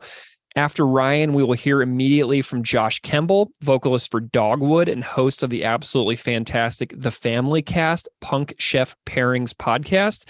This is a snippet of Ryan and Josh's 4-song discussion episodes. Both of those are available as standalone episodes. Josh also appears as a standalone episode about fixed frequencies, which, Steve, I hope you and I will revisit sometime for a deeper exploration of fixed frequencies. So go check out Ryan and Josh's full episodes if you like what you hear. Before we go into those interviews, we're going to hear some live Propagandy. So we're going to hear Propagandy live at the Garrick Theater in Winnipeg on February 13th, 2016, playing Who Will Help Me Bake This Bread. And then after that, you'll hear the interviews with Ryan and Josh. And then after those, maybe a little more. So thank you so much for listening. If you want to reach out, you can find me on email at propagandipod@gmail.com. You can find me on Twitter and Instagram at propagandipod. Thank you so much for listening. See you next time. All right, I'll leave you with a deep cut, an old deep cut. I will help him make this bread.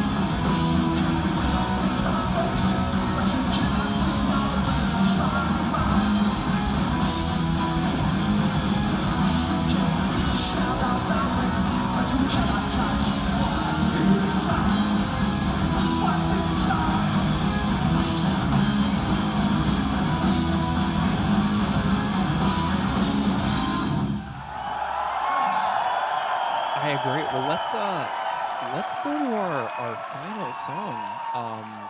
Who will help me bake this bread? I speak my mind, I question theirs. It seems to me like no one really cares. Powerfully blind. Which I have to tell you, the amount of times that people have like told me privately that this is their favorite song on How to Clean Everything, so many. So Wow. For a lot of people, this is like their favorite song on the record. So it's like a sleeper song, in my view. And I'm just wondering about your thoughts on Who Will Help Me Bake This Bread, because you're in good company with a lot of people who have told me this is among their favorite songs from the band ever. I mean, the way it just like bursts in, like, I speak my mind, I question theirs, like it comes right in, boom, like they do that a decent amount in songs, but this is, you know, that it's just like the musicality, and it was felt kind of relentless, just challenging, and you know, it's so funny using that Who Will Help Me Bake This Bread is this, you know, the Little Red Hen, right? Like goes back, and it always, that story by itself, like propaganda aside, has always been confrontive to me. Like this idea that, do I just sit back and enjoy other people's work, that they have done, and there's all kinds of levels of what the privileges that we enjoy, the white privilege that we enjoy from people that have done all this fucking horrible shit, and we sit back and enjoy and we say, oh, I didn't do that thing, but it's the shit soup at the end of the day. Yeah. Right. But who will help me bake this bread is just that line. There's a few things in this song that have always really stuck out to me. One is this, you can rearrange my face, but you can't rearrange my mind. You can beat the shell about me, but you can't touch what's inside. Like, I grew up fighting my whole life. Like, I came from areas where people just fucking fought. And this idea of this, that you would fight for something you believed in rather than just like self-preservation, right. Like when you're getting bullied or getting beat up, you're not protecting necessarily this thing. You're this odd part of you that you're like, I'm going to be odd and I don't care. Usually it's like, fuck, I wish I wasn't odd. Right. I wish I wasn't an outcast. I hate this thing inside me that makes me a victim somehow. But what Chris Hanna is talking about here is I'm going to believe in something and I'm going to care about it. And I'm planting my flag, and if you want to kick my ass because of it, fucking bring it. Like, and that is like beautiful and heroic, brave, very brave, super brave. You've needed people from the beginning of time to do that, to fight against tyranny. And and then the question is, but who am I? Am I that person, or am I the person who's baking the bread, or am I the person who's eating the bread and enjoying the bread, this delicious bread, because this person has done all the work. Yeah. And that's hard. And this concept has kind of like haunted me for years and years, because it confronts my own laziness. As you get older, that you just have less energy. Dude, in some ways. So true. I can't imagine you have a kid. I don't even have a kid, man. God. My kid in some ways, in this selfish, fucked up part of me, is this, the Sisyphean, act of attempting to, maintain a career in the arts. Yeah. Which is so fucking hard to do. Yeah. And I have spent, a decade going, getting just enough money to survive. And oh my God, it's going away. Oh my God, I'm not going to, and then I get another job and it just kind of comes back up and like, oh my God, okay, I'm free for a second. Then fucking hell, the roller coaster is going back down. And it's only now, after these last maybe like 4 years or 5 years, where I'm actually have made enough money to buy a house and have, start saving in some way and protecting myself in some way for the old man in me that's going, fucking save money, you stupid bitch. Like you son of a bitch. So, but in the midst of all that, how do you, there's this ghost of Chris Hanna saying like, what are you doing for the world, and what are you doing for other people, and how are you giving back? You're enjoying so much privilege, like how are you making the world a better place? And part of you wants to be like, well, I'm a nice person, and I do care about people, and I care about my family, and I'm generous to my friends, and and I can just hear him go, oh yeah, cool. So I'm gonna say that question again. So what are you doing for the for the world? Are you just shining up your little part of it? You Right. know, like are you protecting the people that you care about, and which innately still allows for the other, you know, like these people, I'm going to protect these people, but I'm not going to protect you because I only have so much energy, and I only have so much time, and I only have so much money, and if I spread it out too much, I'm going to feel unprotected, and I'm going to feel unsafe, and I'm going to feel like I let down the people that I care about in some way. And it's just this complicated cycle of wanting to be good and fearing to be selfish, and you know, we're all stuck inside these fucking brains that, like, you know, they go around in these like wimpy little bodies that can be broken and killed so easily, and we know, and because we know we are so vulnerable, we know that the people that we care about are so vulnerable, Right. And when I was a teenager, I just didn't give a fuck about any of that. Yeah, it's really interesting too. I love the idea, the reference of the body as a shell, right? Yeah. What we have here is these temporary vessels. We basically rent them for the right. course of a lifetime. It's a container that we're just Mm-hmm. inside of. That's all we are, really. Yeah. It's just a container of meat and water. Yep. And it's really wild. To talk about, you know, putting that, because it really, your body is really all you have, and you know, putting that on the line in this song, for the thought of creating a better world where people have better lives in general is really kind of amazing to me. And I love the idea of baking the bread too.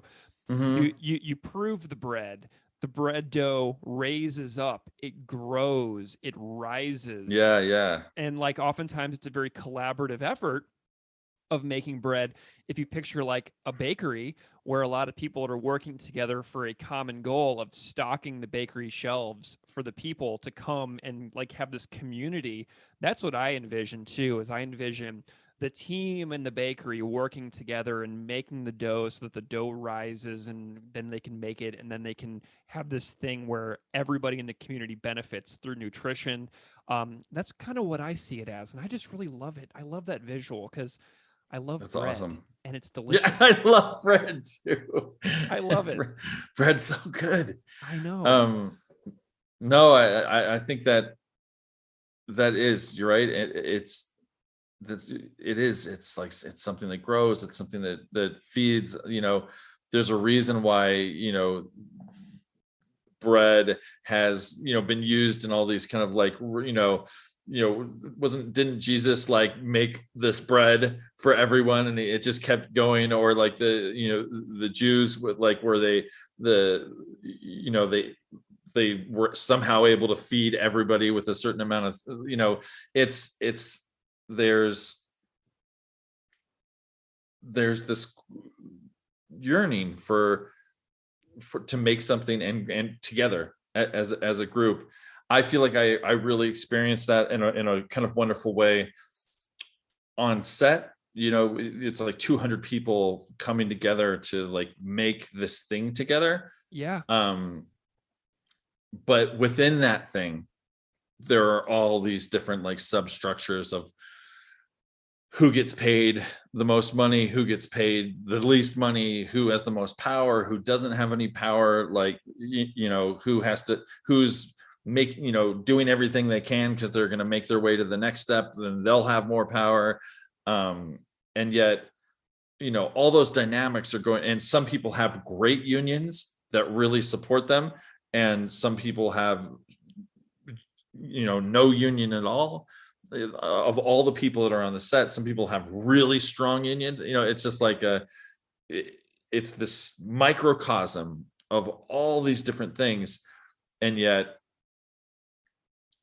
you know, I go to set, and for the large majority, people are kind they care, and they, you know, are doing a job that you know, they, you know, in the best of circumstances get rewarded and being told they did a great job, and there's mobility within it. You know, there's opportunity for it to completely change if you wanted to, you know. I just met a driver the other day that, you know, he went from, what was his previous job? He had some previous job. He was driving in something else. He was like a delivery guy or something.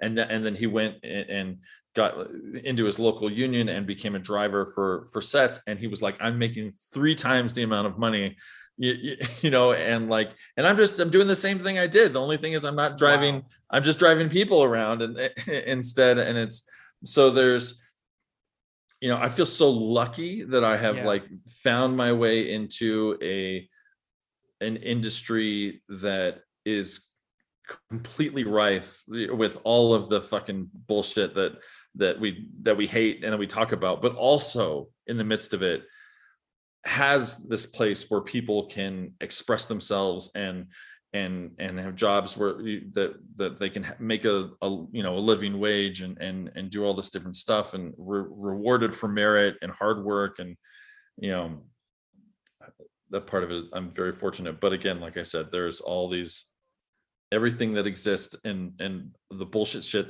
that exists in normal life also exists within that. You know, anyway.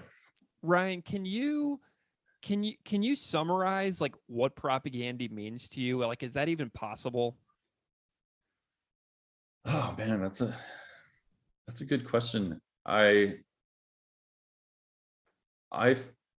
feel like for me, propaganda was,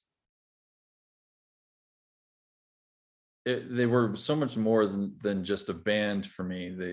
They were a way of life, you know, a way of an entry point of how to approach the world.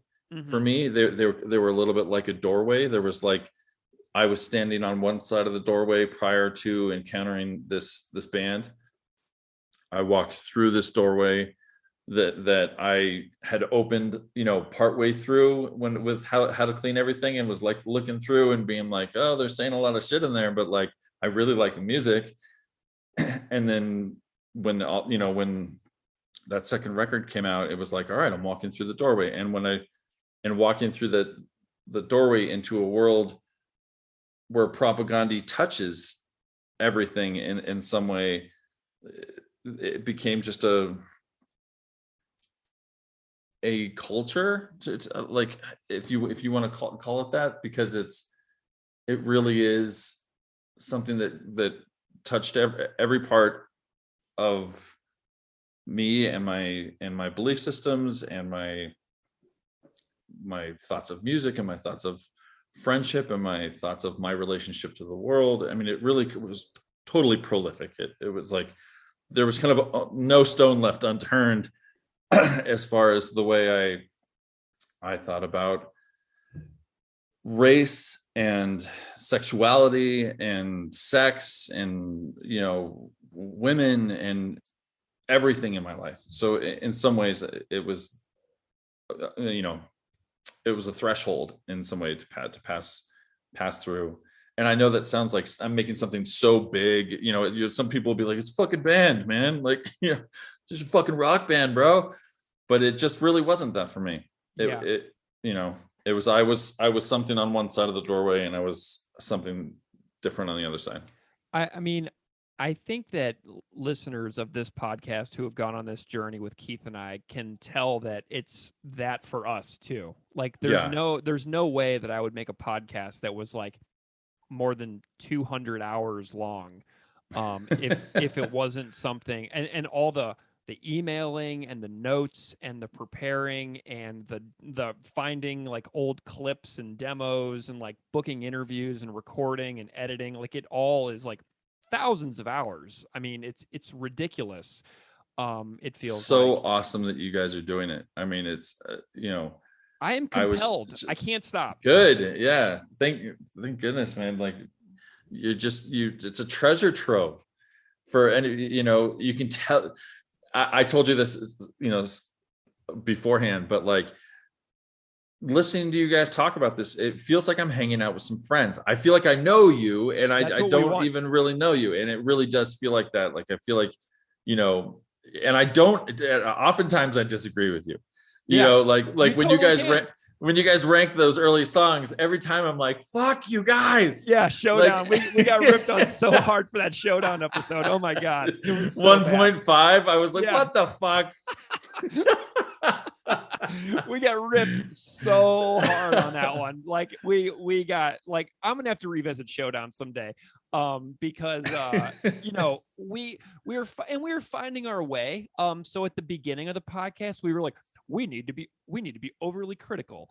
And so we were like, finding our way and stuff. But like, there's some things where I look back and I was like, oh, geez, I need to kind of go back and have a. That's how we do it, though, right? Exactly. We do a bunch of yeah. You're constantly evolving, and not to say that what your beliefs that you had then were even wrong. They were your beliefs, exactly. And like. But then you confront those. It's like shedding skin faster than skin will grow. It's the John K. Samson lyric. Yeah, somebody told me recently that they were really mad about our fuck machine episode, and I was like, "Oh, geez, I hope I didn't mean to be like, because I don't mean to be overly critical. It's just like sometimes I get really excited whenever I'm talking about the songs, and then what I do is I like devolve into like this like manic like puppy like state where I'm just like ranting and I sound like I'm being like super harsh and critical, but really I'm just excited, and so sometimes I come across a way that I don't really mean to come across, but that's just all part of the journey. You just get really excited and then you say what you say in the moment. Me too, man. I these things, you're like, am I going to say something that I'm going to regret? This stuff is like frozen in carbonite, like fucking Han Solo. And you're like, but I think at the end of the day, you just attempt to be as truthful as possible. Yeah.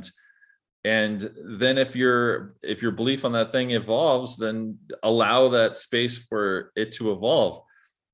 I mean, it's like, when Christina talks about the early stuff and how it was like a 19-year-old kid, saying all the right, like to be held to like something that you say, but it was like such a massively popular album. Yeah. that it unexpectedly goes out there in some way. But you guys are doing a wonderful job, man. And I love when Chris talks about the permanent record. It's on my permanent record. Yeah, exactly. It's on my permanent record. And he screams it. I laugh every time I hear him say that, because it really truly just makes me laugh, because we're kind of doing like we're not in a band or anything, but like we're making the podcast, and it's like, oh God, when I'm like 57 years old or whatever, this is going to be out there still, and I'm like, oh geez. So and you're a teacher, right? Like there's a risk in putting any kind of anything out there, when you are being held to the standard of a person that is teaching our society's children. So somebody that doesn't fucking like you can listen to your podcast and cherry pick out a few things that they don't agree with, and you can either do it with that constantly in your mind, or you can say, fuck it, I'm going to be myself. And it really feels like you guys are always honest but also kind.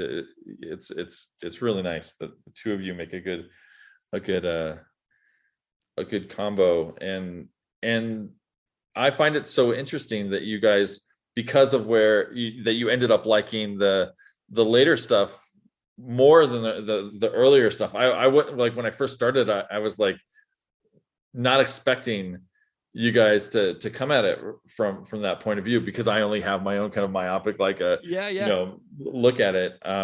But listening to you talk about other songs that I maybe didn't appreciate, like Cop Just Out of Frame and stuff like I'm suddenly like, oh, okay, I get a little bit of like when I was a kid, where I would get that, less talk, more rock, and I wouldn't even play it. Oh, my brother fucking hated it. I would get it and I would read every liner thing, study it before I even listened to it. And he'd be like, just put the fucking CD in. And I'd be like, no, I have to read everything. And it felt like I was getting a little bit of that like old school, like entry point into something from somebody that I do trust, because you do love the band and you do love the songs. We just might have like diverged a little musically, but coming from the same place. I love it, man. Well, Ryan, it has been an absolute joy hanging out. Like, this has really made my day. Like, seriously. Me too, man. I'm enjoying looking at your work, the acting that you have out in the world. So it's like really cool whenever, like, I'm a really I love supporting people who have creative professions, especially when I know they're Propaganda fans. So it's like now whenever I see you like in a movie or a show, I'm like, yeah, Ryan loves Propaganda. So it's like it's just a way for me to like connect more with what's happening on the screen. Like whenever I see Sami Zayn wrestling, I'm like, Sammy's a Propaganda fan. So yeah, it matters to me, it's just something that like I hold dear. And so that's what's really cool to me about exploring your work now, is that like you're appreciating what we're doing, and now I get to appreciate what you're doing, getting to know you as well. I appreciate it, man. I've had this very, like, the stuff that I've written on TV has been so disparate, but I have found this connecting link. And I think it all stems from, like, in some ways, my band days, my family, the way I grew up. Like, I have this big, every single show I've written on in some ways is like this dysfunctional family. Whereas like I wrote on this show called Skins, that's all about like this group of like teenagers that super dysfunctional, but then I wrote on the show called Legion, which is like about mutants in the Marvel world, but it's like a dysfunctional family. Queen of the South is this like Mexican cartel, but they are this family like within it. And even Wu-Tang, I wrote on a Wu-Tang and American Saga, this hip hop series, exact same thing. Dysfunctional family coming from all different things. And Big Sky has some of that too, with this Indian cartel that I'm up, like the weird Chris Hanna wannabe, like hitman that's on the spectrum character. Ryan, where can Propaganda fans find you if they kind of want to follow along with your journey? I would say I really only do, I do pretty limited social media, but I do Instagram. So my Instagram is Onan the Barbarian. Yeah, you really got a pretty amazing last name there. It's incredible. I lucked out. Onan the Barbarian on Instagram. Yeah. And then I am Ryan Onan on Twitter. Excellent. Well, Ryan, I am looking forward to, continuing our conversation in the coming years, and following your work, and, keeping in touch. And it's just been a delight to connect with you. And it is so awesome to make a new friend. So thank you so much for reaching out and getting in touch with me and wanting to hang out. Like, it's just really, really amazing, the opportunities these kinds of podcasts and creative stuff affords. And I'm grateful that you're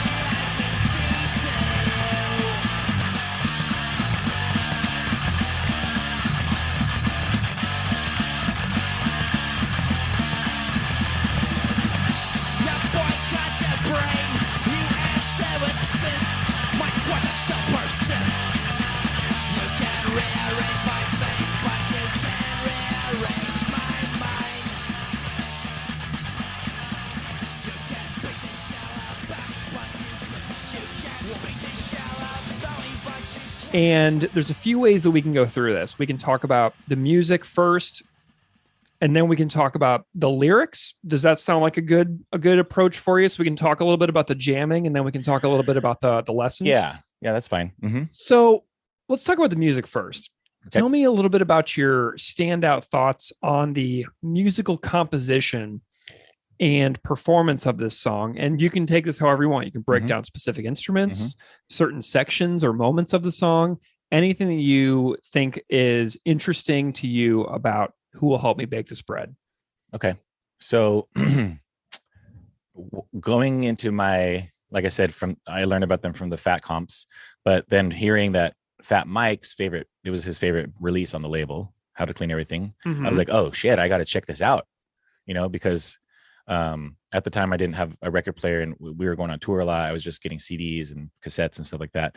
So I had to find a way to get it, and then I got it in the mail from their Fat catalog or local record store or whatever. So I used to, and for some reason I wasn't very good at collecting back then. I would just buy something and maybe lose it on the road. So I had multiple times I've supported, the labels by buying multiple copies of I've been there. So hearing the music is like just even some other songs in the album, it's like, how are they playing these songs? Like they're playing like off time intros, I'll just stay on this song, for example. So my ADD is not kicking in too hard yet. Who Will Help Me Bake This Bread? Like just the way he like kind of, I could picture like if the guitar was an animated object, it'd be like dancing and it would kind of back off. Its shoulders would kind of when it does that part before he says any words. And then it's not too, I wouldn't even call it barely an intro. He just plays a couple of things and then it just starts. The whole thing just starts, right? And if I'm correct on the structure on the record, it's like there's not much between each song. It's just a song, boom, next song starts, rips in, and I really like the way structurally this song, if you look at all their songs, they're kind of almost a lot of them are kind of built on this template right here from this song. Opening ripper, really good, really cool, thoughtful words. Sometimes more questions than answers in the lyrics. I mean, I'm sorry to get into lyrics already, but like it goes with, sometimes the music is to me another person in the band. The music, I agree. Itself, like capital M music, like as a music as a whole, as a person, as a spiritual being, is in this. So it's starting with, so it's getting it's just the music is grabbing your ear, like by the, or scruff of your neck kind of thing, like the music is the mother right here, and it's grabbing your scruff, saying, "Check this out, listen to this," like I don't know, like. There's another song on the record. He starts with it's a very mellow beat, and he's saying "Spoken minds too clearly," like that. It's like very chill, and then it goes in. But this one's not. And this one really, excuse me, this one really catches me for that reason. This one is not chill, because they get to that in other songs, and they do that. And he had a specific point on this song, and to do so. And going through the music, the last part I guess I could say about the music is every single person that played on this track, the musicianship on this track is just fun, and it's angry sounding the way they're playing. It sounds like he's like beating up his guitar a little bit, like when he does that thing that I keep saying, he's like punching all the strings at the same time with his somehow with his pick or something. Like I don't know, I can't really describe it because I'm not a guitar player, but it sounds to me like that he's making it speak to me, baby. Well, so let's get into these lyrics too, because I think this is really the core of what connects to you about this song.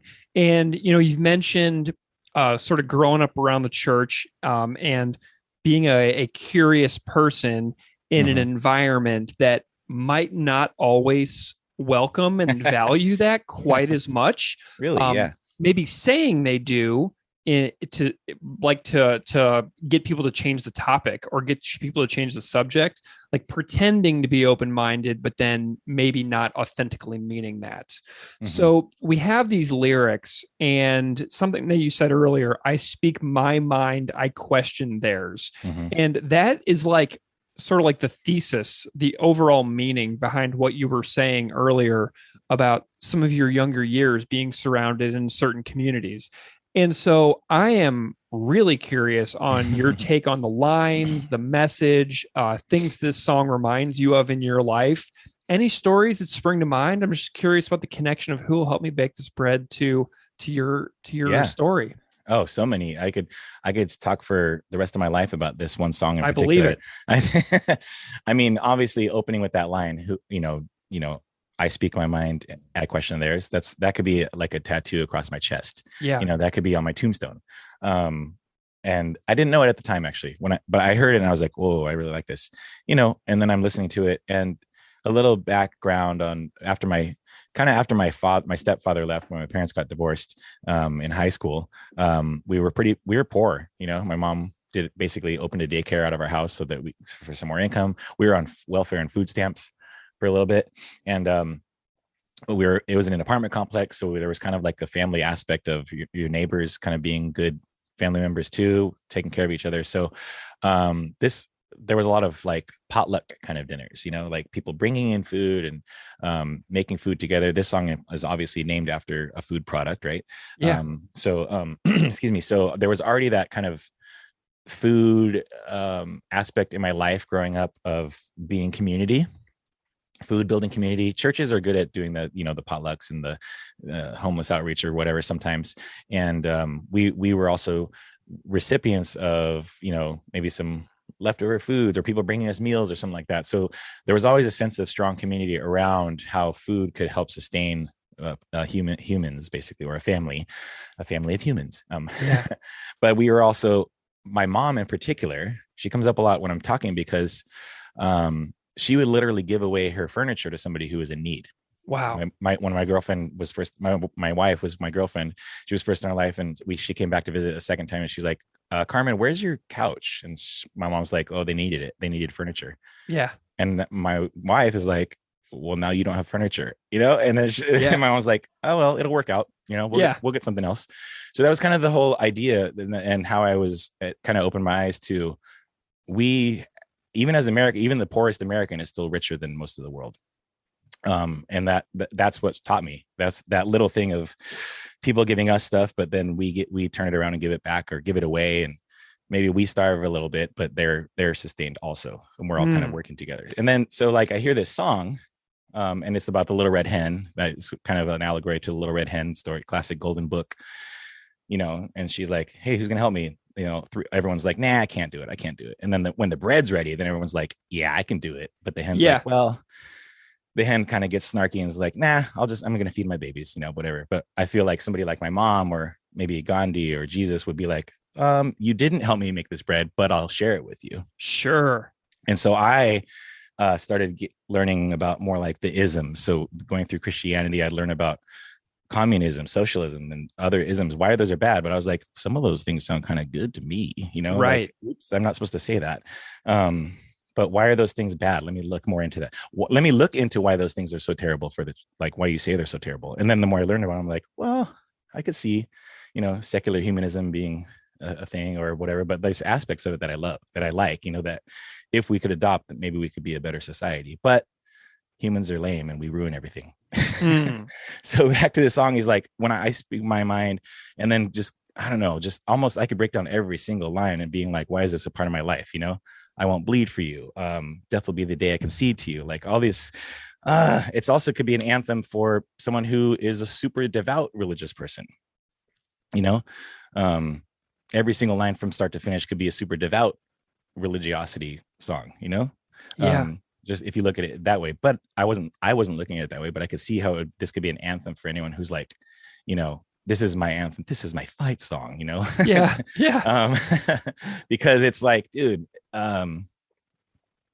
Propaganda, when I first heard this, I was like, yes, a goofy sounding, snotty ass brat band. I have kind of the same voice as Chris sometimes when I'm at that age. And I was like, dude, this is amazing because they got the harmonies, they got the musical talent. He's saying, at the time, I didn't know exactly everything he was saying until I really delved in. But I was like, I'm all in for this. This is perfect for me.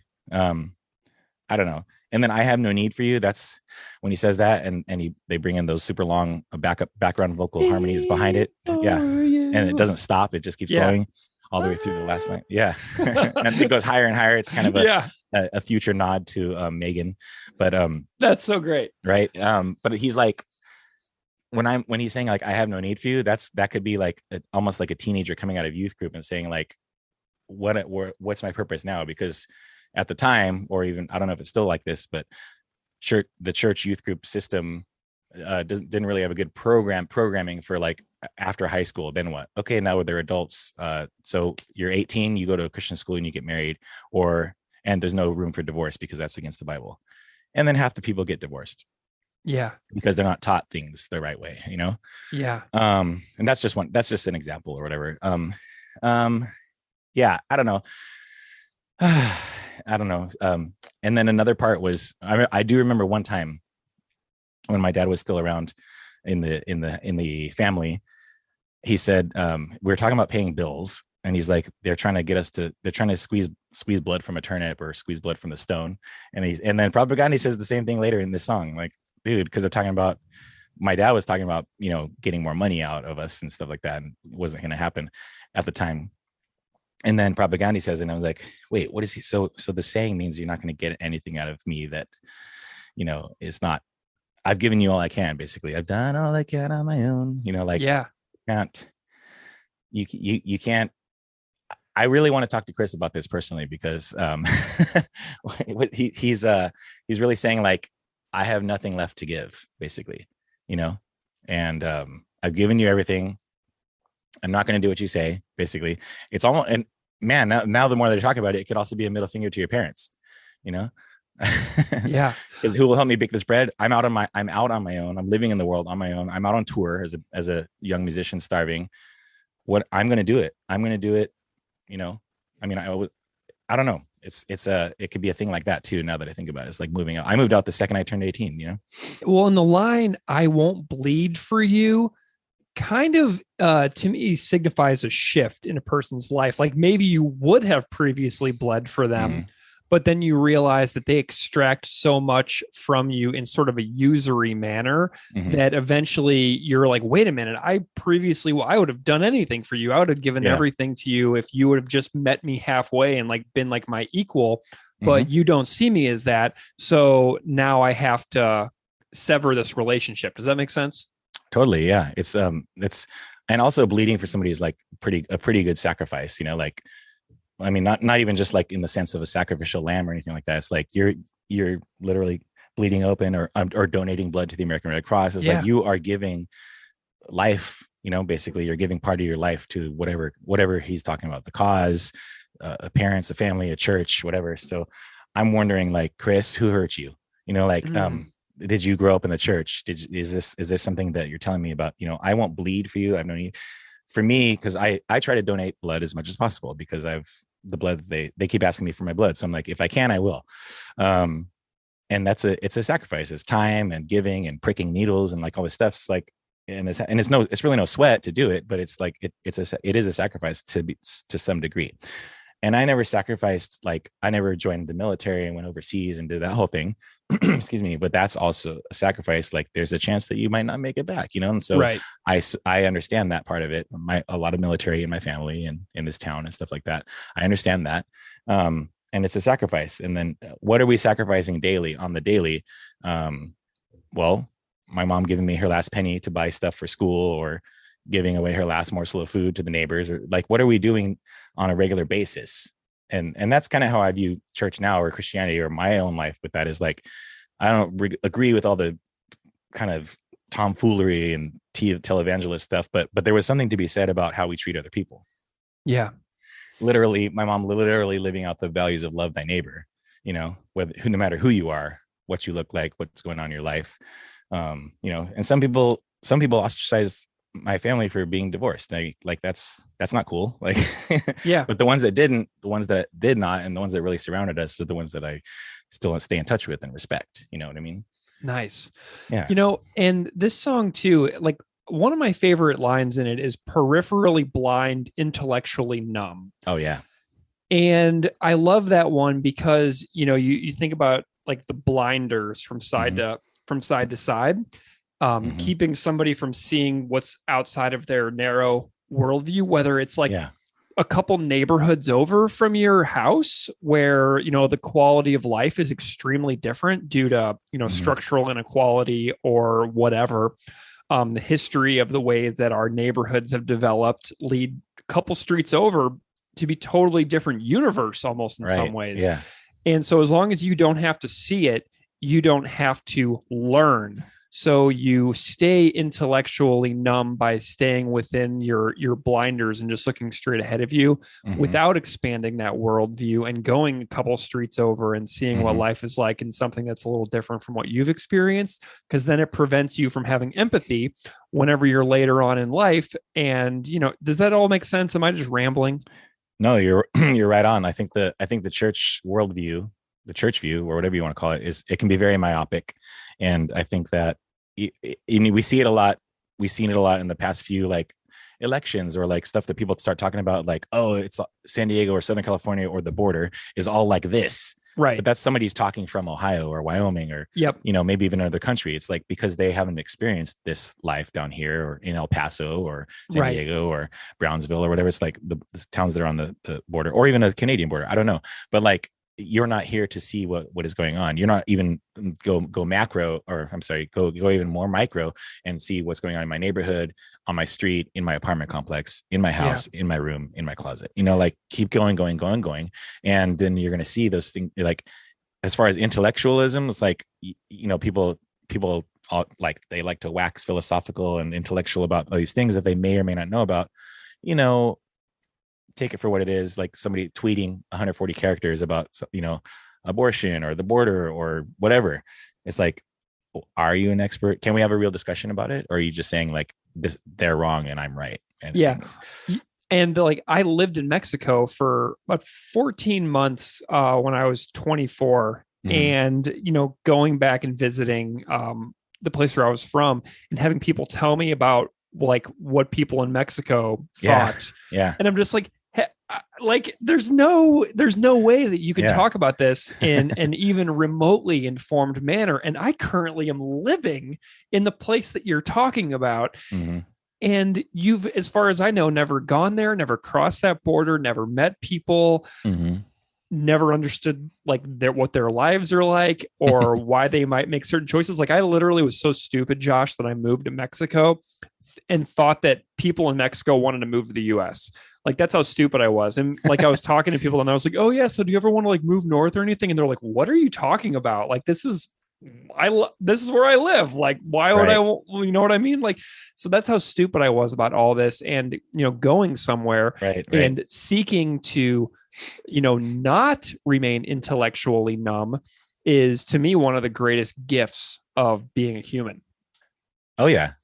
It's just a matter of, as I've grown, you know, I'm a miner at heart always, but like, as I've matured, like, and in my worldviews and the way I feel about, you know, the church or the non-church culture or whatever the case may be, it's like, I understand that, man, everybody's the same, actually. You know, everybody's actually the same. We're all looking for validation. We're all looking to find some answers, and we all just want to hug. You know, it's like, I don't know. What year did you find How to Clean Everything as a record? 1990. That must have been 95. Okay. 96. Okay, so it had been out for a while. Was Less Talk More Rock out by the time you found this, or was this pre-Less Talk? I think I got Less Talk first. Okay, cool. Okay. I was just curious, like, where all this fit in. When did you first see Propaganda live for the first time? That must have been 97. I saw them on tour with Good Riddance. Okay. So before, and then I fell in love with Good Riddance from there. Nice. Very cool. So do you have any other, like, you know, before we move on from How to Clean Everything era, I'm wondering if you have any other overall sentiment about that LP that you'd like to share, or any other takeaways or impacts from, you know, this song or others, you know, just that really stand out that you felt like sharing. Oh, from How to Clean Everything. Yeah. I mean, man, I often go back to this record and listen to it front to back. And it's really cool to just hear. It's cool to hear a band's first full length, for one thing. And if you stay a fan the whole time or whatever, and go through and, you know, go from start to finish, how they've changed, how they haven't changed or whatever. It's like, it's almost like I grew up with them kind of. I grew up in my own career with Propaganda or with Chris's lyrics or the music or whatever, the changes they did. But hearing this record and trying to understand the things they were saying, because Chris uses some $5 words, just like Greg Graffin. And I feel like it made me smarter in some ways. It wasn't just it was like a lesson in not just punk rock, but like he's talking about feminism and politics and even different religions and different cultures and different countries. And he sounds very well traveled. And at least from the lyrics, from what I understood way back then, is like this guy sounds smart, or they're writing about cool things. And inspired me to write about those things from my viewpoint, my standpoint. It's like, this stuff's happening in the church. No one's doing anything about it. How can we talk about it? And I did get in a lot of trouble, but I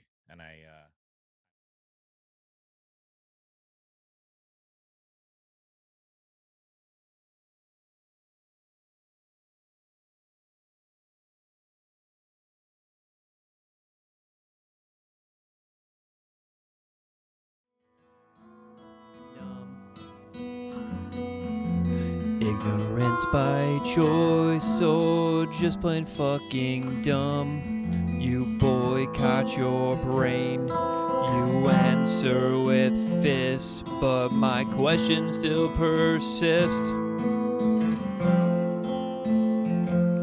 You can rearrange my face, but you can't rearrange my mind.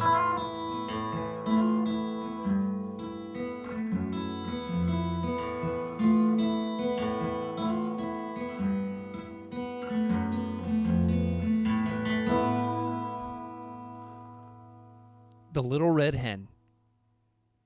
A little red hen lived in a barnyard. She spent almost all of her time walking about the barnyard in her pickety-peckety fashion, scratching everywhere for worms. She dearly loved fat, delicious worms and felt they were absolutely necessary to the health of her children. As often as she found a worm, she would call "Chuck, Chuck, Chuck" to her chickies. When they were gathered about her, she would distribute choice morsels of her tidbit. A busy little body she was. A cat usually napped lazily in the barn door, not even bothering herself to scare the rat who ran here and there as he pleased. And as for the pig who lived in the sty, he did not care what happened, so long as he could eat and grow fat. One day, the little red hen found a seed. It was a wheat seed, but the little red hen was so accustomed to bugs and worms that she supposed this to be some new and perhaps very delicious kind of meat. She bit it gently and found that it resembled a worm in no way whatsoever as to taste, although because it was long and slender, a little red hen might easily be fooled by its appearance. Carrying it about, she made many inquiries as to what it might be. She found it was a wheat seed, and that if planted, it would grow up, and when ripe, it could be made into flour and then into bread. When she discovered that, she knew it ought to be planted. She was so busy hunting food for herself and her family that, naturally, she thought she ought not to take time to plant it. So she thought of the pig, upon whom time must hang heavily, and of the cat who had nothing to do, and of the great fat rat with his idle hours. And she called loudly, "Who will plant the seed?" But the pig said, "Not I." And the cat said, "Not I." And the rat said, "Not I." "Well then," said the little red hen, "I will." And she did. Then she went on with her daily duties, though the long summer days, scratching for worms and feeding her chicks, while the pig grew fat, and the cat grew fat, and the rat grew fat, and the wheat grew tall and ready for harvest. So one day the little red hen changed to notice how large the wheat was, and that the grain was ripe, so she ran about calling briskly, "Who will cut the wheat?" The pig said, "Not I." The cat said, "Not I." And the rat said, "Not I." "Well then," said the little red hen, "I will." And she did. She got the sickle from among the farmer's tools in the barn, and proceeded to cut off all of the big plant of wheat. On the ground lay the nicely cut wheat ready to be gathered and threshed. But the newest and yellowest and downiest of Mrs. Hen's chicks set up a peep, peep, peeping in their most vigorous fashion, proclaiming to the world at large, but most particularly to their mother, that she was neglecting them. Poor Little Red Hen, she felt quite bewildered and hardly knew where to turn. Her attention was sorely divided between her duty to her children and her duty to the wheat for which she felt responsible. So again, in a very hopeful tone, she called out, "Who will thresh the wheat?" But the pig said with a grunt, "Not I." And the cat with a meow said, "Not I." And the rat with a squeak said, "Not I." So the Little Red Hen, looking, it must be admitted, rather discouraged, said, "Well, I will then." And she did. Of course, she had to feed her babies first, though, and when she had gotten them all to sleep for their afternoon nap, she went out and threshed the wheat. Then she called out, "Who will carry the wheat to the mill to be ground?" Turning their backs with snippy glee, that pig said, "Not I," and that cat said, "Not I," and that rat said, "Not I." So the good Little Red Hen could do nothing but say, "I will then," and she did. Carrying the sack of wheat, she trudged off to the distant mill. There she ordered the wheat ground into beautiful white flour. When the miller brought her the flour, she walked slowly back all the way to her own barnyard in her pickety-packety fashion. She even managed, in spite of her load, to catch a nice juicy worm now and then, and had one left for the babies when she reached them. Those cunning little fluff balls were so glad to see their mother. For the first time, they really appreciated her. After this really strenuous day, Mrs. Hen retired to her slumbers earlier than usual. Indeed, before the colors came into the sky to herald the setting of the sun, her usual bedtime hour. She would have liked to sleep late in the morning, but her chicks, joining in the morning chorus of the hen yard, drove away all hopes of such a luxury. Even as she sleepily half-opened one eye, the thought came to her that today that wheat must somehow be made into bread. She was not in the habit of making bread, although, of course, anyone can make it if he or she follows the recipe with care, and she knew perfectly well that she could do it if necessary. So after her children were fed and made sweet and fresh for the day, she hunted up the pig, the cat, and the rat. Still confident that they would surely help her someday, she sang out, "Who will make the bread?" Alas, for the Little Red Hen, once more her hopes were dashed, for the pig said, "Not I," the cat said, "Not I," and the rat said, "Not I." So the Little Red Hen said once more, "I will then," and she did.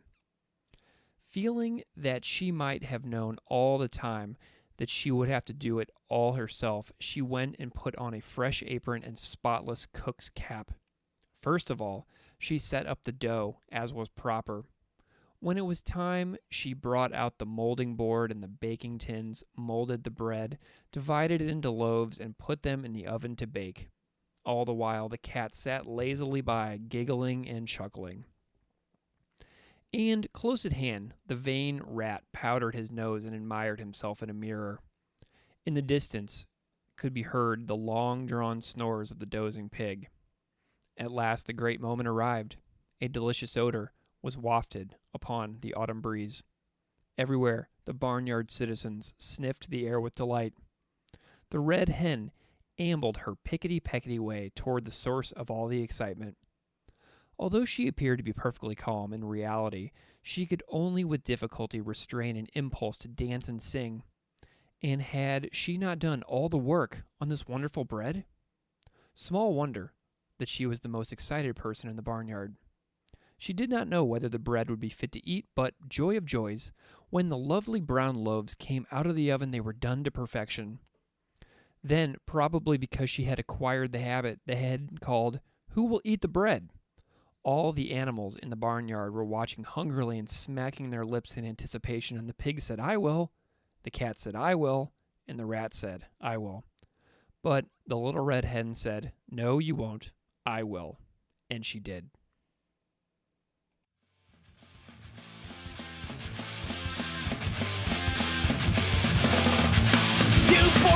crush your brain. You answer with fists.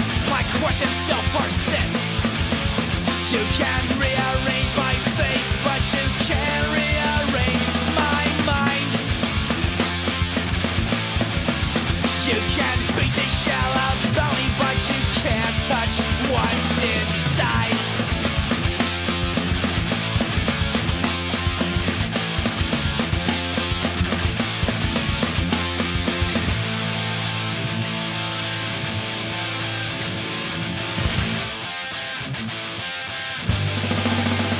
So now, who will help me bake this bread? Who will be the first to speak? Live complacency for dead.